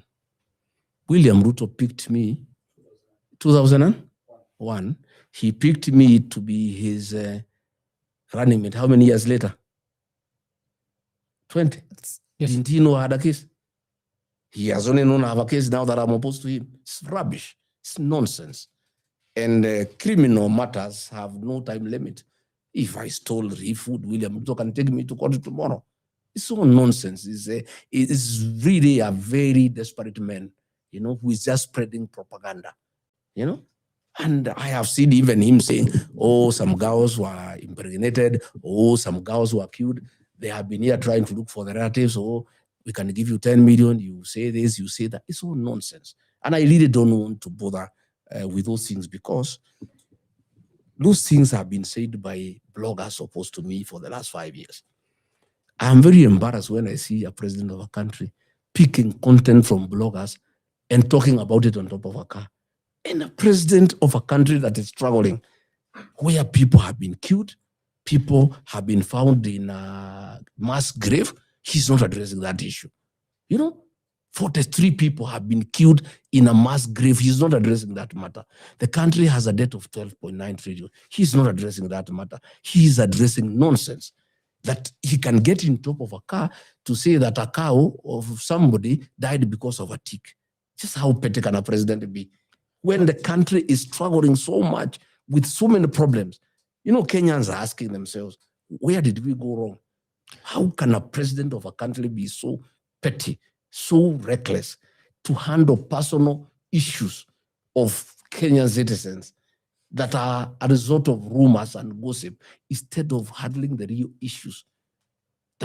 that are affecting the people of this country. You understand also the fact you say you left office in 2001 and he's bringing it up right now, 25 years later. Can you also understand him also can say that he was with you in 2022 and you never brought up Kiambaa, but lately you've brought up Kiambaa.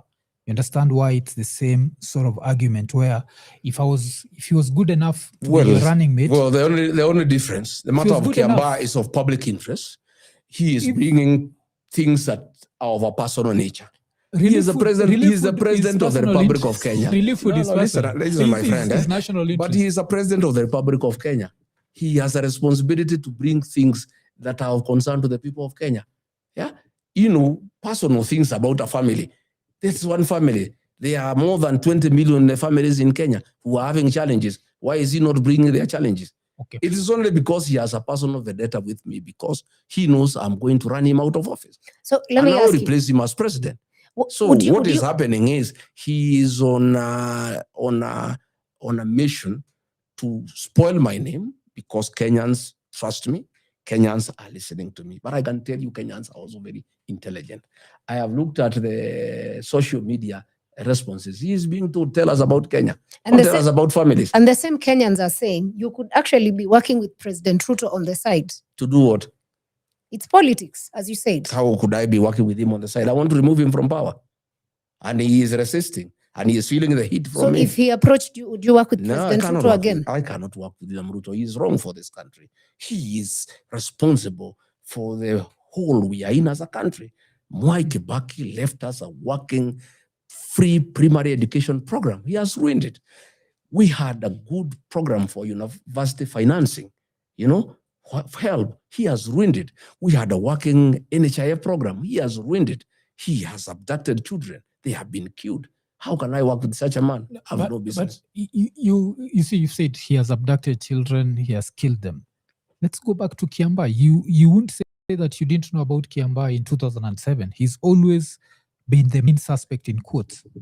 And you worked with him. Yes, we did. You endorsed him. We did. You said this is the best guy to lead Kenya. We did. You can't then come back a few years later after you fought with him to say now Kiambaa is an issue. Let me tell you why.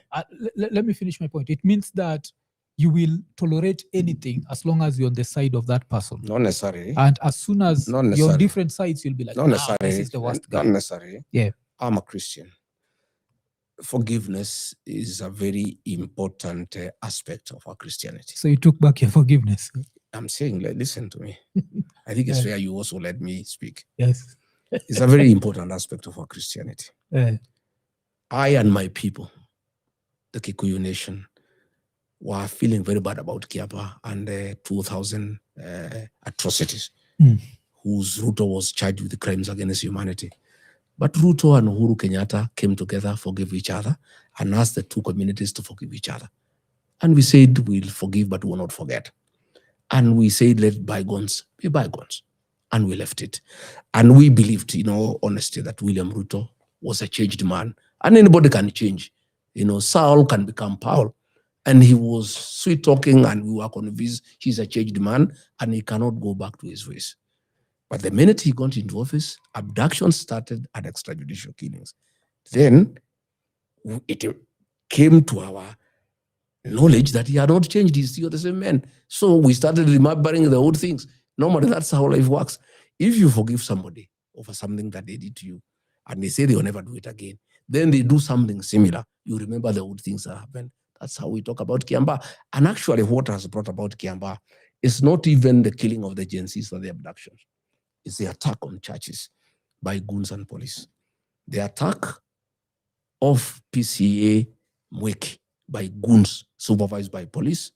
The attack of PCA Kariobangi by goons helped by police. The attack of ACK Wetima Church in Othaya by police. That is what reminded us that this is the same William Ruto who attacked women and children in church in Kiambaa. Actually, that is what brought back the memories of Kiambaa. It's something that we had wanted to forget. But the minute he started attacking churches, and we are saying he's the one because investigations have been done, and he has stopped prosecution of those involved, despite the fact that they are known. So we are saying he's the one. It is the attacks of the churches around this area that have brought back the memories of Kiambaa. That is how we are talking about Kiambaa. So it's not about the. So now, have you stopped forgiving him, and should the Kikuyu community stop forgiving him? No, we cannot. We cannot forgive. Are we going to go back to that where as long as we are working together and make forgive tukiacha work together? Because I'd have to go back to the speech. I always go back to the acceptance speech of Ruto. It was one of the most very interesting acceptance speech, and you are there. Remember, he talked about extrajudicial killings, and he said, as soon as over going to stop, that means these things used to happen before him, and you know. So now why is it different with him? Why is it now these extrajudicial killings? Say it, oh brother, you can work together, you can what. But when you are coming back, even on the inauguration day, you also remember your speech. There are a few people who took it like it was a little bit disrespectful to Uhuru, if you remember that. True. So can you see why now it's hard for me to take your word 100% that... Well, you don't have to take my words 100%. That's why we have a debate. Yes. You take what you think is right. What you think is not right, you don't have to take. You don't have to agree with me 100%. Yes. Ruto talked about extrajudicial killing, and I believed him. The minute he started doing it, I disagreed with him. That's the reason why we disagreed. Because I believed him. I believed he was sincere, like I was. I don't believe in that nonsense called extrajudicial killing. Kenya is a country of rule of law. If somebody has committed a crime, arrest him, take him to court, prosecute him, let the court mete out a sentence if he is guilty. But killing people without going through the legal process is unacceptable. And I've explained to you that is why I disagreed with him, and I cannot agree with him. And I also now know he is deceptive. So I cannot agree to anything he tells me anymore. So how different, if you were to get in power, would you deal with the security sector in Kenya? Because it's a problem, especially with goons in political spaces. Goonism is the legacy of William Ruto. Goons are part and parcel of the Kenya Police Service now. Well, they've been there even before. And we are saying, I am now persuaded that when Ruto sent our police officers to Haiti, we thought they are going to help the people of Haiti to deal with the criminal gangs. Little did we know that they were going there for benchmarking, to know how goons run a country. The city of Nairobi is run by goons. Even when William Ruto is in town, there are goons in tow, robbing, nothing is done to them. The governor of Nairobi works with the goons. PS Raymond Omoro works with the goons. I have been attacked by goons 24 times, and none has been arrested. I want to say this. Kenya is a country of the rule of law. President Gachagua would make sure that the rule of law is upheld in this country. And I will tell the Inspector General of Police that he must work with 5 documents only and nothing else. The Constitution of Kenya, 2010, the Criminal Procedure Code, Cap 75, the Penal Code, Cap 63, the Evidence Act, Cap 80, and the police standing orders. That's all. And if the police follow those 5 documents, we'll have no problem. If anybody has committed a crime, why do you want to assassinate that person? Why do you want to abduct and kill that person without going through the judicial system? If anybody has committed any crime, that is in the Penal Code, arrest that person in accordance with the Criminal Procedure Code, Cap 75. Put that person before court, and using Cap 80, the Evidence Act, adduce evidence before a court of law. If the magistrate or the judge is so convinced beyond reasonable doubt that a criminal offense has been committed, the Penal Code provides sentences that are there in law. And that person will either be fined, go to prison for a certain period, or both. But let no police officer decide and be the police, the judge, and the executioner. It cannot happen. We must have separation. Police arrest you, DPP prosecute you, the judge makes the decision, the prison jails you. That's the way it works. But we are having people who want to be the police, the judge, and the executioner. It cannot happen. And It's against the law. How independent would the judiciary be? And would you say that the judiciary has been independent under Ruto? To a certain extent, the judges have really tried. And I must commend them, because you have seen many times Ruto has violated the constitution and done many things against the constitution, and the courts have said no, they have stopped it. And I really want to commend the judiciary.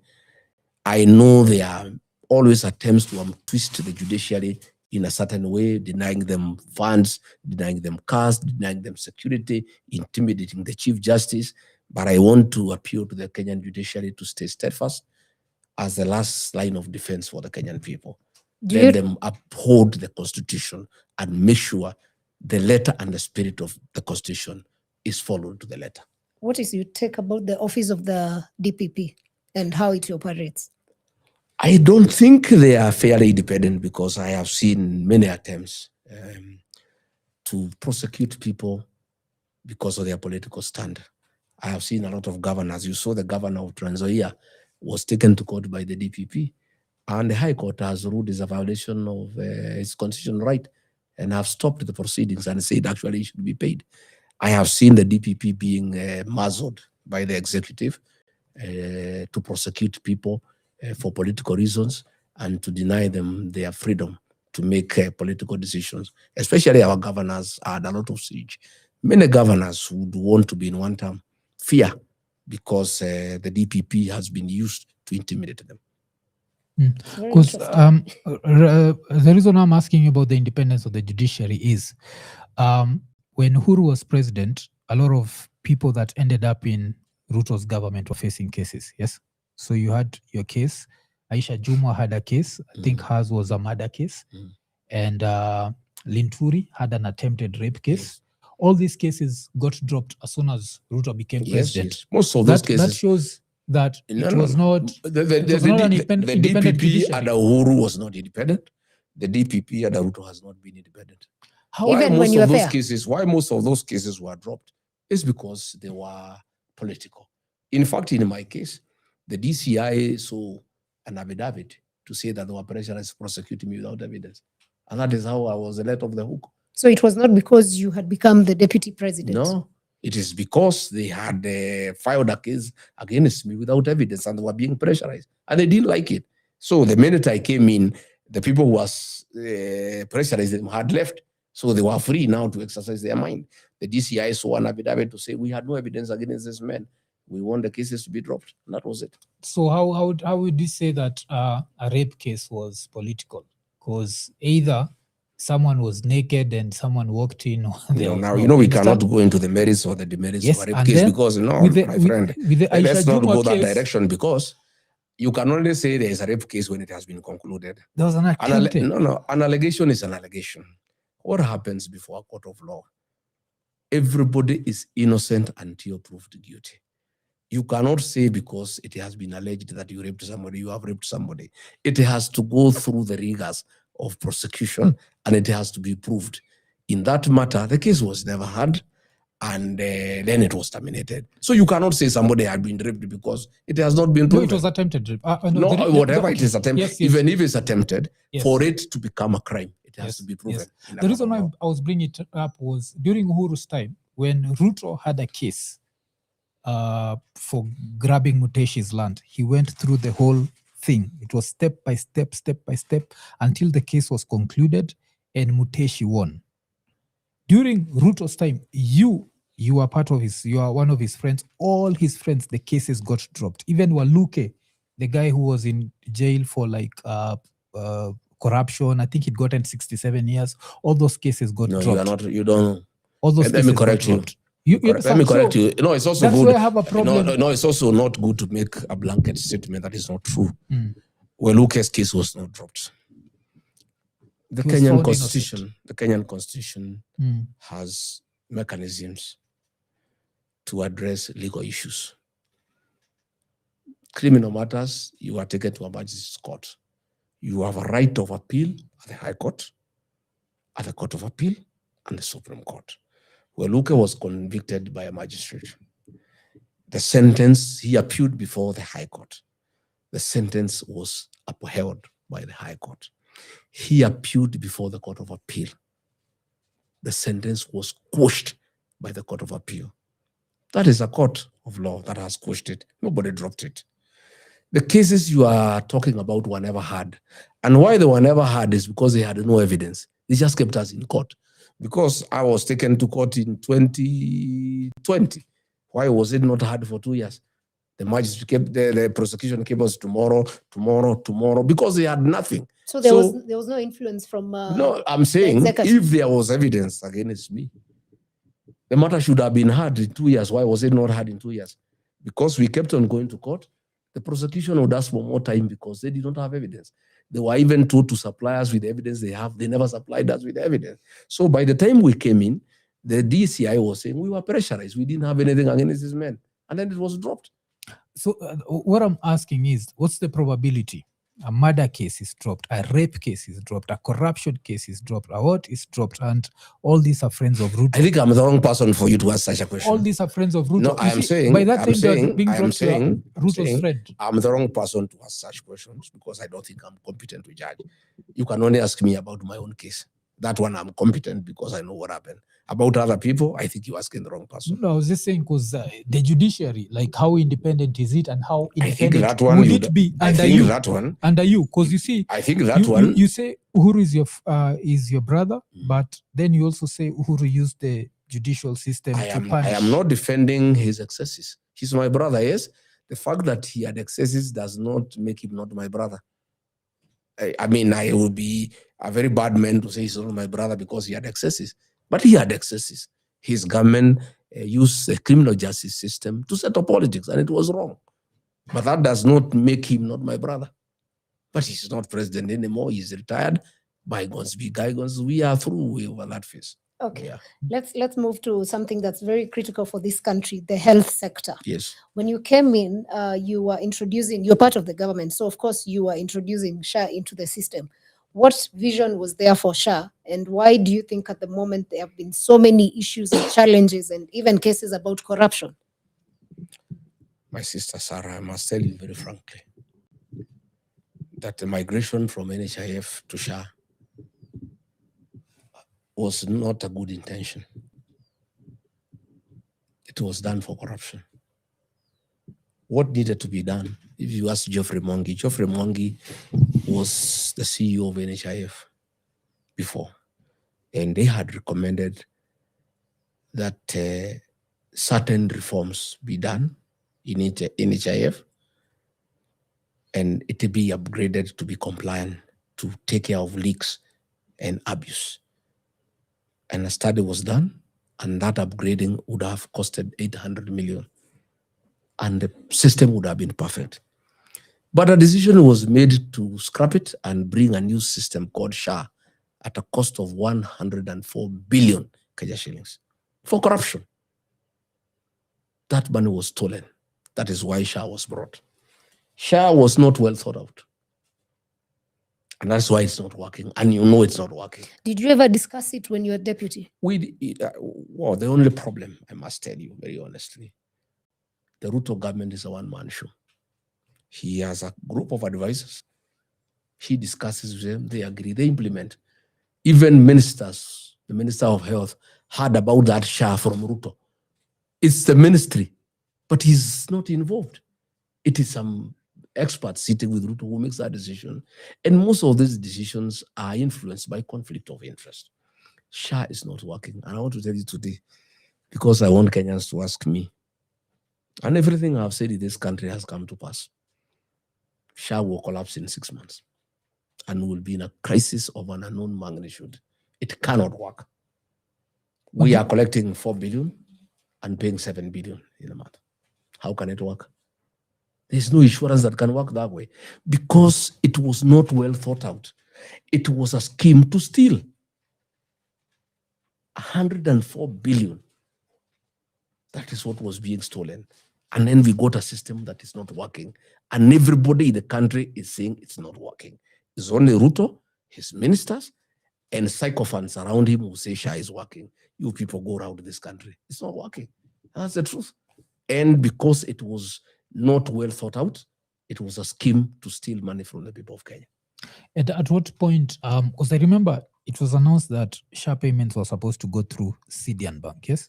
At that point, were you in government or out of government? Well, CDN Bank was bought by William Ruto. That's what I'm asking. Like, by the time it was announced, the payments had to go through CDN. Were you in government or after you'd left? Yeah, I think I was in government. If you knew that there's nothing I could do. I'm telling you, my brother, Africa, this government is a one-man show. I was the only man in that cabinet who could tell Ruto no, and that's why he had a problem with me. Because I would oppose many things that were not true, that were not right, that was not good for the country. So, since I left, everything has collapsed. So when you went for cabinet meetings, what would happen? Because most people don't understand.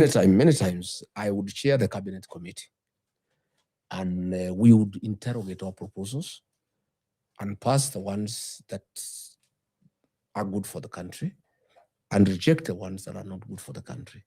Many times, when now we go to the main cabinet, most of the things we had rejected, he would overturn, despite us having said it's wrong. Because at cabinet level, cabinet committee that I chaired, you interrogate properly and you take time, you call experts. It's a very rigorous exercise at the cabinet committee. The cabinet is a bit formal. The president is there. This one, Rigiji, mulipitisha hii sawa, hii sawa, hii kwa nini mkupitisha, hii no, let's look at it, wacha tupitishe tu. Many times he would even approve things before they come to cabinet. He would give what you call executive approval, and cabinet would just adopt the decision without interrogating it.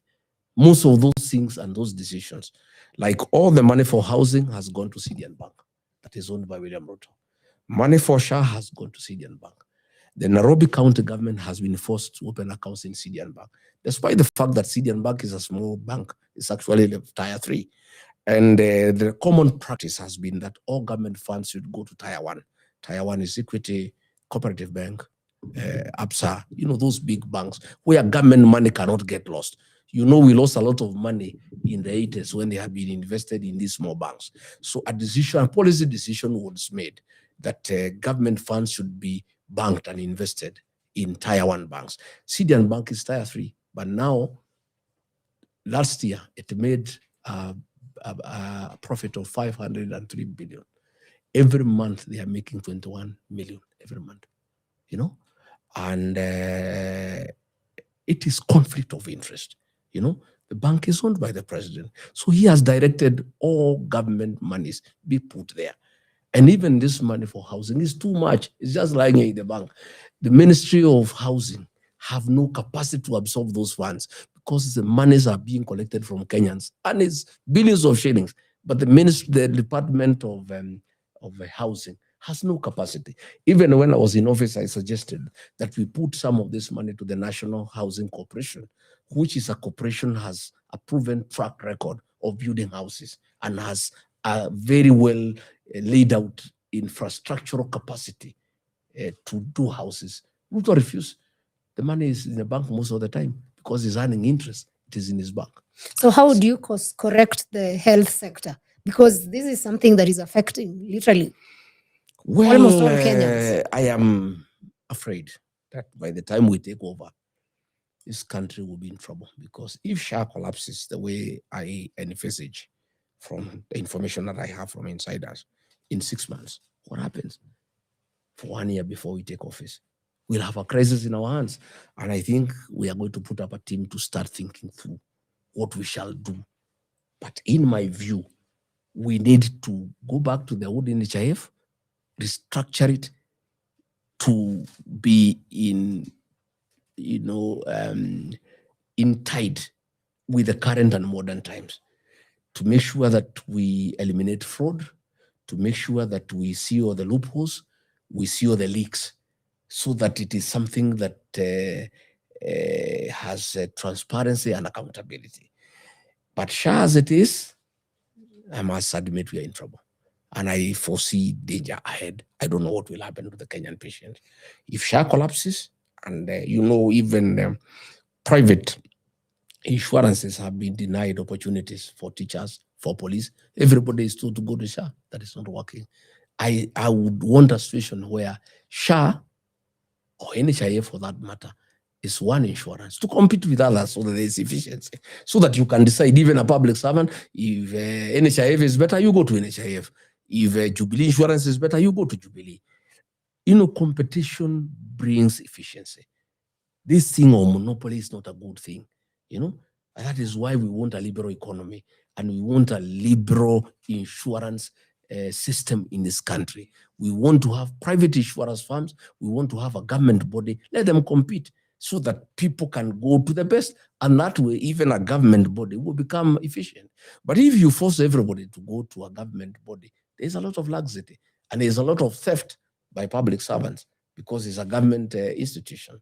I would want a situation where we liberalize health insurance and as many companies can have insurance schemes, and everybody, including public servants, including police, including teachers, can make a choice and go to whoever is giving you a good service at the best price. But if you're saying that SHA would collapse, I think the easier thing would be to seal the loopholes. Because why is SHA collapsing? Who will seal, my friend? No, if you're in government, because if SHA is collapsing, it is collapsing when Ruto if SHA is collapsing, it's collapsing because of fraud. Yes. Yes. The few people who've benefited from it, because there are few people who benefited. Yes, like they've gone to hospital and it's worked for them. That means that there are parts of that work. This thing of scrapping everything, like Ruto came in, scrapped NHIF to come up with SHA. You're also saying that if the next government comes in, it's going to scrap SHA, come up with something. No, else. but I'm saying it's not working, and you can't correct what was intended to fail. SHA was a scheme to defraud the people of Kenya. I don't think you can reform an entity whose sole intention was to defraud the people of Kenya. You have seen 10 billion shillings has been stolen. Instead of William Ruto following that, he's meddling in the Gachagua family. A private, a family that has nothing to do with the people of Kenya. He's the president of Kenya. He should be concerned with people, with things that concern the people of Kenya, not about families that are having their own dynamics as a family. Yes, which I think we moved from that. No, I'm just saying because you are saying that we reform, you cannot reform that whose very composition was meant to defraud. You'd have to, you cannot do, reform something that was done in a way that the objective is stealing from the people of Kenya. But you understand where you're saying two things at the same time. Because, like, for example, when you talk about Kindiki, you say he's a yes man, yes? He agrees everything that the president says. But then you also say that when you are in cabinet, the president will be like, we are going to move money through CDN, which you knew is his personal bank, and you'll also keep quiet. I didn't keep quiet. I've told you I was kicked out because I was saying no. That's what I've told you. I said no to many things. Yeah, many things I said no. I would say, like when, we had a very good program on fighting alcoholism and drug abuse. He interfered with it and I told him no publicly in Nyandarua, in Togino Church. I told Mr. President, please, under your watch, we can't get, bad alcohol being sold to our young people. What is happening, Mr. President, is unacceptable. The videos are there. I told him in public. I think around that time, what had you said? You'd said bars have to be closed by a certain time? Yes, we said we control drinking hours. But do you think that's good in a secular country? Because it's still a secular country. Yes. EABL is still one of the biggest we are saying, my friend. It's one of the biggest we are saying people cannot Kenya. Drink throughout. Yeah? Yes. No, EABL is one of the biggest taxpayers in Kenya. So do you know, if you are to do that, you can't also disrupt a whole part of economy? For your information. Based on morals. For your information. Issue. Yes. When I stopped illicit alcohol from being sold in Kenya, we collected more taxes from alcohol because people drank good alcohol that is taxable. Most of this illicit alcohol, there is no tax collection. So when I stopped 51 factories that were selling bad alcohol, and there was a lot of counterfeit of the same alcohol that was not being taxed. When we stopped it completely, people went to bars to drink hygienic alcohol and drank more alcohol that is taxable. And actually, there was an increase in tax collection. We never ruled out Kenya breweries. What we did is we said people should drink from 5 p.m. to 11 p.m., 6 hours. and then you go home. If you arrive home at midnight, chances are by 7 a.m., you'll be sober and go to work. But this thing of people drinking from 7 a.m. to 7 a.m. the following day, it's not healthy for our country. And I can tell you, the reforms that I brought into that sector, everybody was happy. KRI collected more. There was sobriety. Young people who were sleeping in trenches went home. Young people who did not have families started having families. It was a win-win situation for the country and for our moral fabric. And everybody was happy. Today, when I go around the country, mothers are in tears. The young people are back to drinking. KRI is collecting less because illicit alcohol is what is available. Cheap illicit alcohol which are killer drinks. People are drinking and dying. There are funerals in villages every week. In every village, 2 to 3 funerals because of excessive drinking. And people are also not working. You find even going to pick coffee, boys are not available. Picking tea is women who are picking tea because all the young people are out there drinking cheap, illicit liquor. And I told William Ruto, my brother, you say you are Christian, you say you are parent. How do you allow this thing to come back? And I have successfully stopped it. That exercise was 70% successful. And what I was doing is stopping more drinking, illicit alcohol, and mama boys, would deal with the issues of those who are already addicted. It was a win-win situation for the country. And I'm very proud of what mama boys and I did for our country. I am very, very proud leader. And wherever I go around the country, people commend me for what I did. And they actually miss that I left office because when I was there, things were working.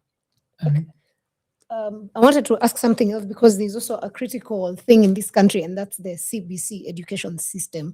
I would want to understand, when you're coming in, did you understand what CBC was and what was the plan? Because at the moment, there's so many complaints about the system, and it would be also important to understand how you would handle that.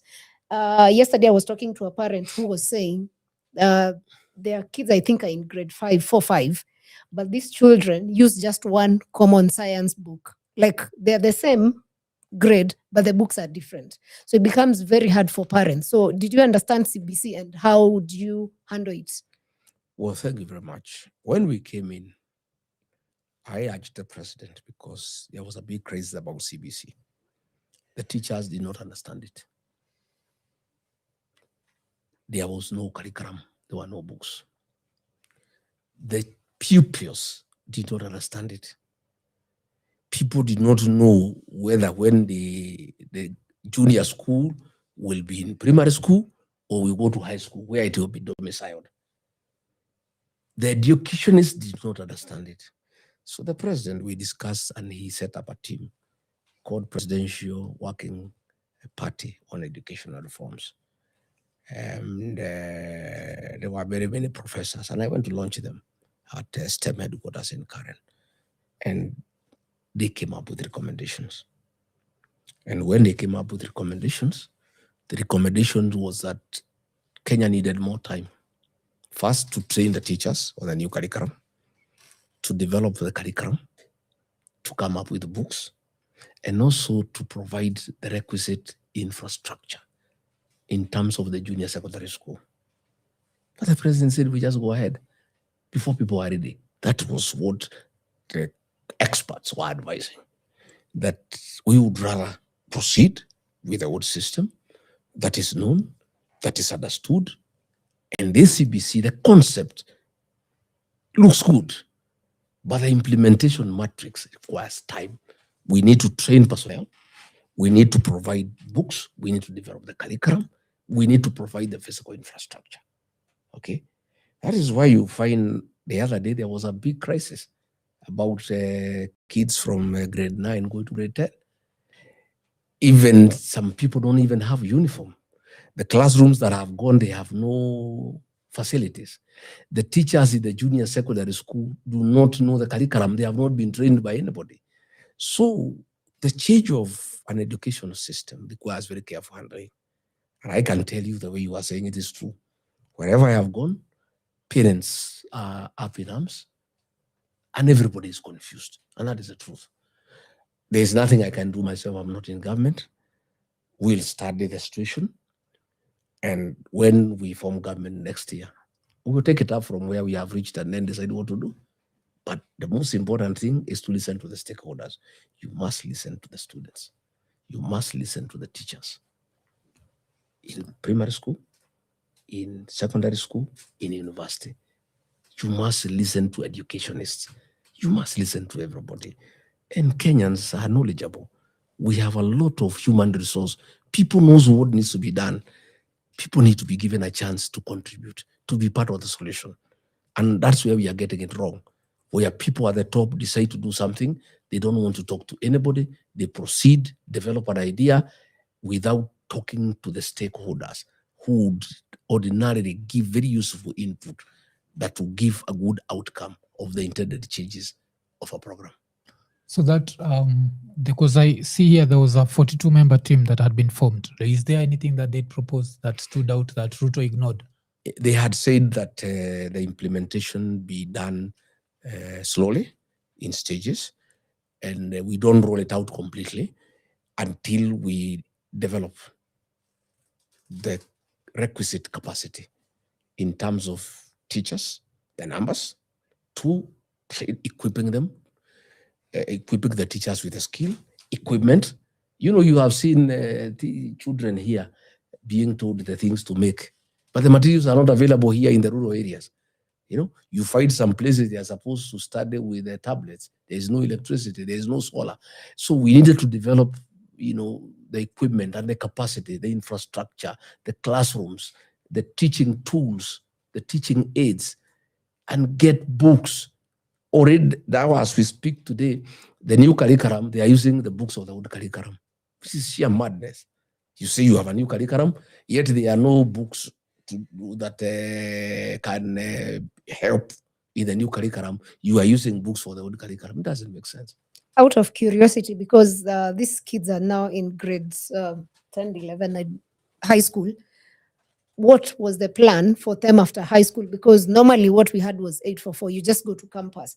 So is the training in university expected to be the same, or is it now reworking? To tell you the truth, I don't know. I'm very confused myself. You know, I listen to people, I talk to teachers, they tell me different things. I talk to education officers, they tell me different things. People have different interpretation of this program. Nobody can really sit you down and tell you exactly what is supposed to happen. And that is the crux of the matter. That is a tragedy we face as a country, that nobody can, with authority, tell you from the beginning to the end, what is the end game? Where do you start and where do you end? Yeah. And myself, what those experts had recommended, I thought it was very well thought out.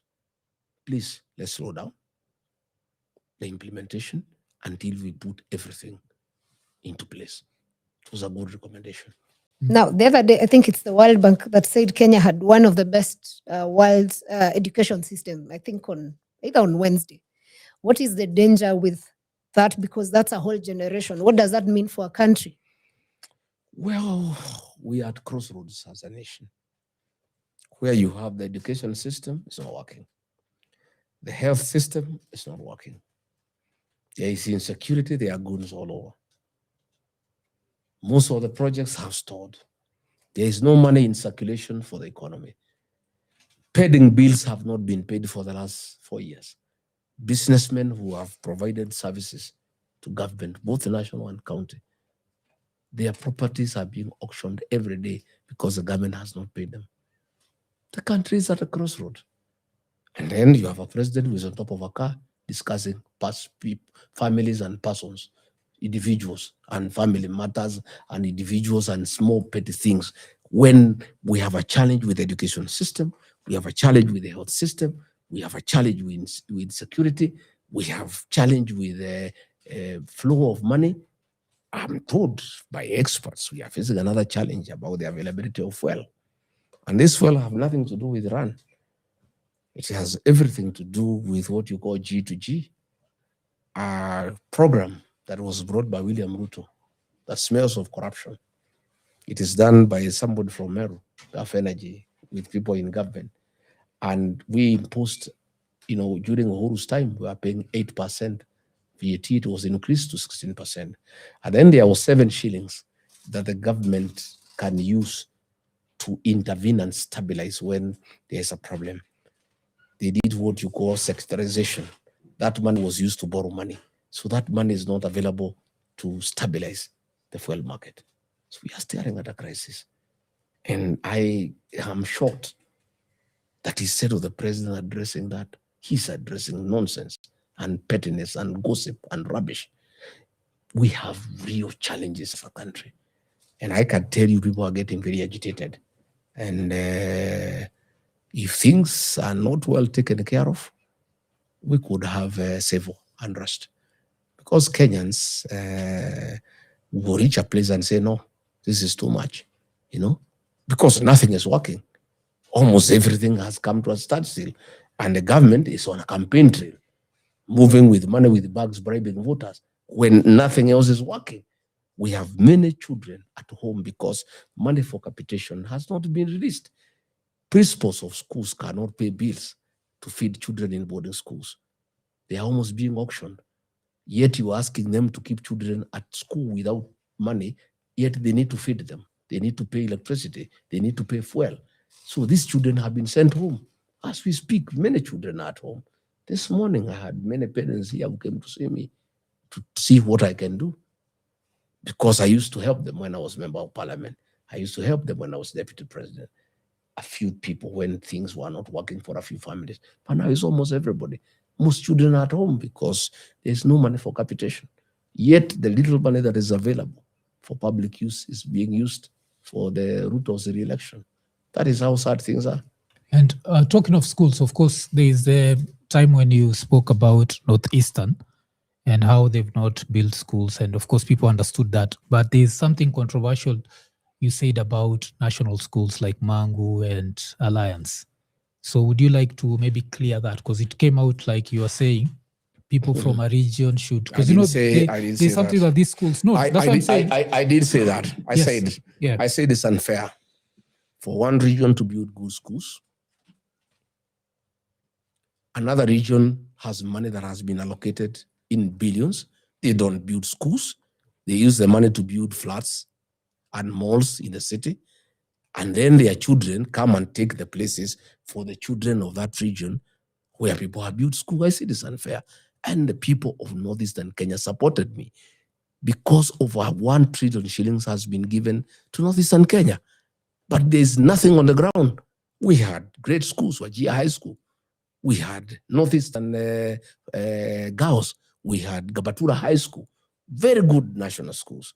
If the MPs and the governors in those areas have put money to expand the facility in those schools, I would propose a program where children from Central Kenya can also go there and study there so that they get to know each other and we develop a national culture.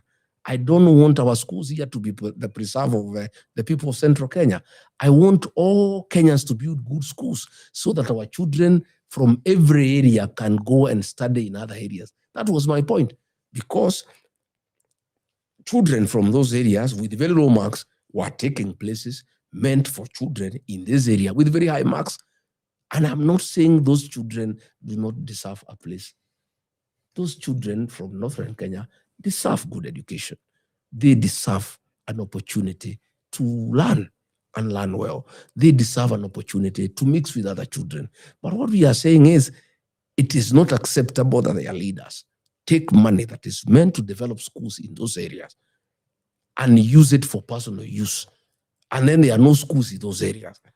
And then the children of the areas where money has been well spent are disadvantaged by those children. It's not fair. And those children from Northern Kenya are innocent. It is the leaders who have a problem. And we called them out. And I'm very happy the professionals and the young people supported me 100%. In fact, since I talked, the leaders from that area have started going back home because they never used to go. They were just staying initially in South Sea and they never go there. But now things are changing. They are being held to account. They are being forced by the people of that area to be accountable. And I'm the one who raised the red flag. I'm the one who educated the people of Northern Kenya. and told them, you have a responsibility to hold your leaders to account. I really, really championed their issues. And I'm very happy that I have seen quite a bit of change in matters accountability in Northern Kenya. All right. I think we've been having this conversation for over 2 hours Wow. now, and we will have to bring it to an end. But before we end it, I would want to understand, what do you feel people misunderstand most about you? And what is one of your worst fears at the moment? Well, William Ruto had tried to create a narrative that Rigathi Gachagua is tribal. But Kenyans with time have known me. I've taken a lot of time to talk to the Gusii Nation through their radio, to talk to the Ma Nation through their radio, to talk to Northern Kenya people through their radio, to talk to the Luo Nation through their radio, to talk to Western Kenya through their radio, articulate their issues, and they are now understanding me. And they are come to the realization that Gachagua is a great patriot of this country, and he means well for the people of this country. I have told them that when I was campaigning for William Ruto, he never called me a tribalist. He said, I'm a good man. I'm a patriotic Kenyan. The minute I decided he's not good for this country, he said, I'm a tribalist.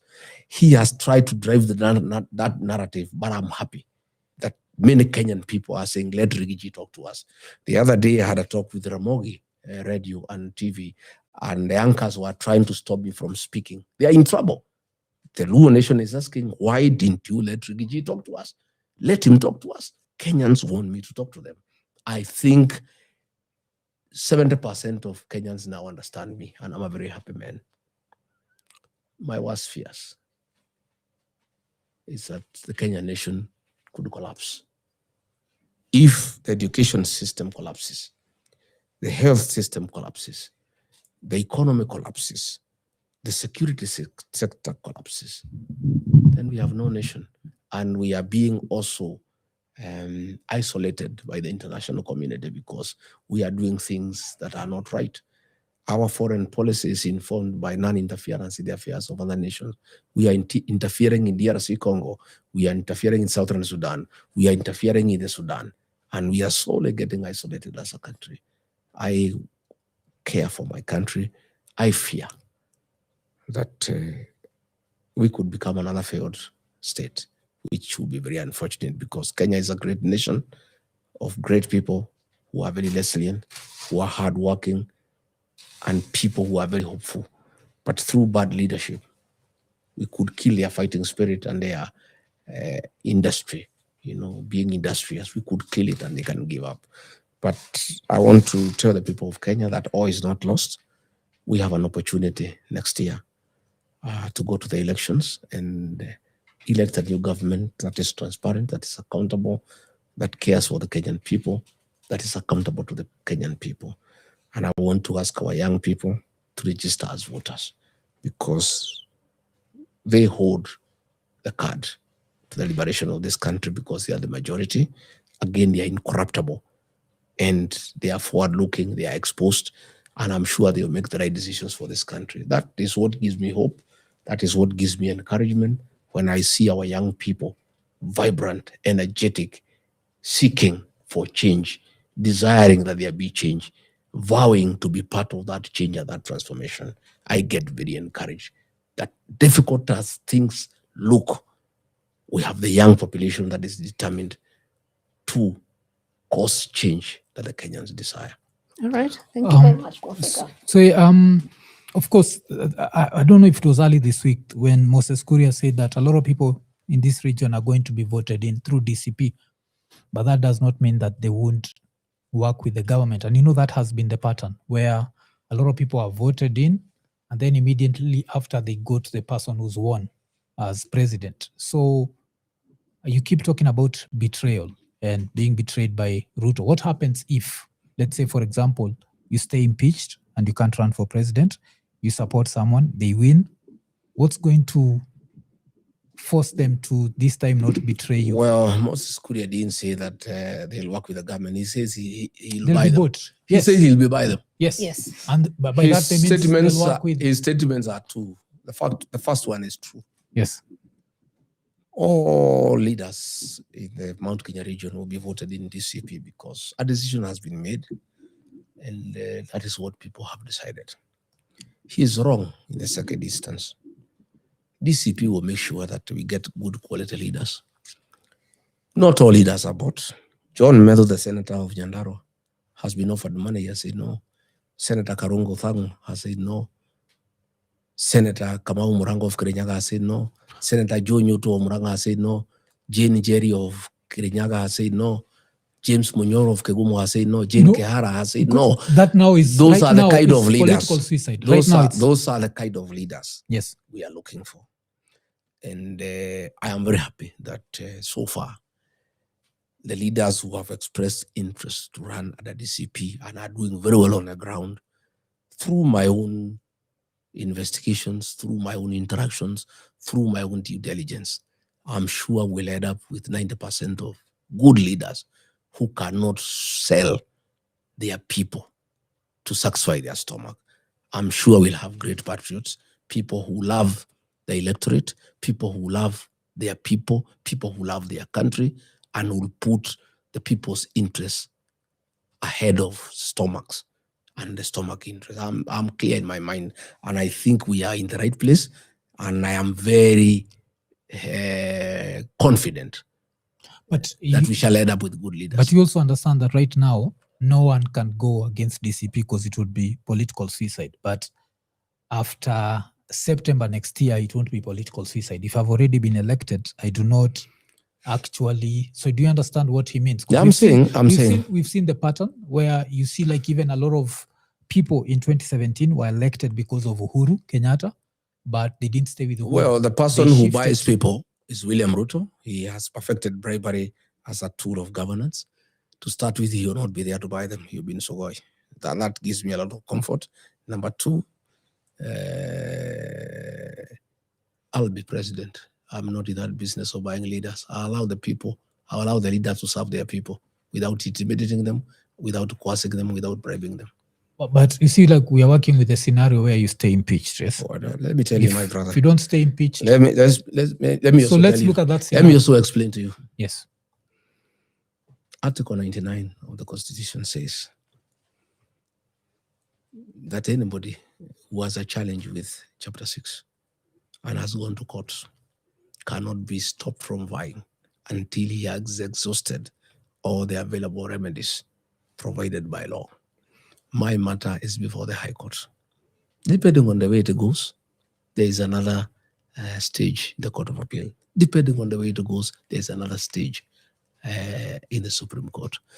My matter now is 1.5 years. It has not left stage 1. Okay, I am very hopeful that that impeachment will be vacated so that I have no challenge at all. Even if it has not been vacated by the time we go to the polls and is still pending in the court, nothing in law stopped me vying for office. I'm a presidential candidate with the ballot. But you also talked about you and the others deciding on one person. We have agreed. We have agreed that we'll talk and agree that we shall have one presidential candidate. I'm very hopeful, extremely hopeful that I'll persuade them. Okay. That I'm the best man for the job and they should give me the ticket. And you also losing Bere North and losing that didn't put something in your mind that maybe, just maybe, the whole mountain is not. Nothing. You lost in Bere North. Nothing. Yes? I didn't lose Bere. I didn't have a candidate. I was campaigning for the candidate for the DP. But when you get time, study the politics of Bere North and South. Those two constituencies are the only two constituencies that vote with the rest of the mountain in matters presidential. But all the other seats are local affair because they practice the politics of clanism. If you look at the year 2002, when nobody wanted to hear about Kanu and Moi, Bere North, it was called Chicago then, voted for President Mwai Kibaki at a knock, 95%, and voted J.B. Muturi in as member.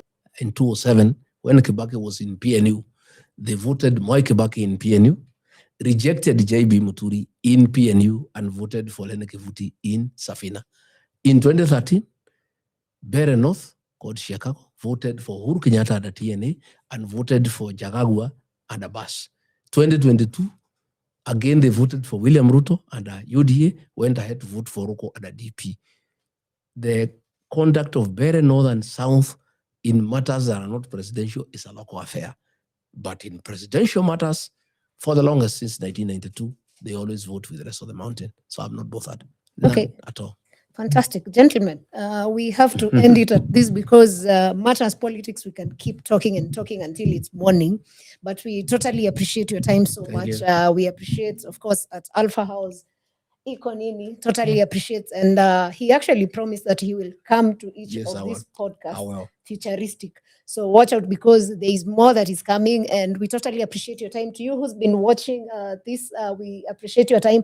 Thank you so much. We were able to ask as many questions as we could. For those we didn't, watch out for the next episode. Have a good night and thank you for watching. Thank you. Asante, tumeshukuru sana pia. It's long but easy. It's long but good, yeah. Thank you. Asante sana. Yes, daktari, umetengenezea hawa watu chakula. Yeah. Hapa iko baridi, tuna survive na chakula. So ni wetu survive ya.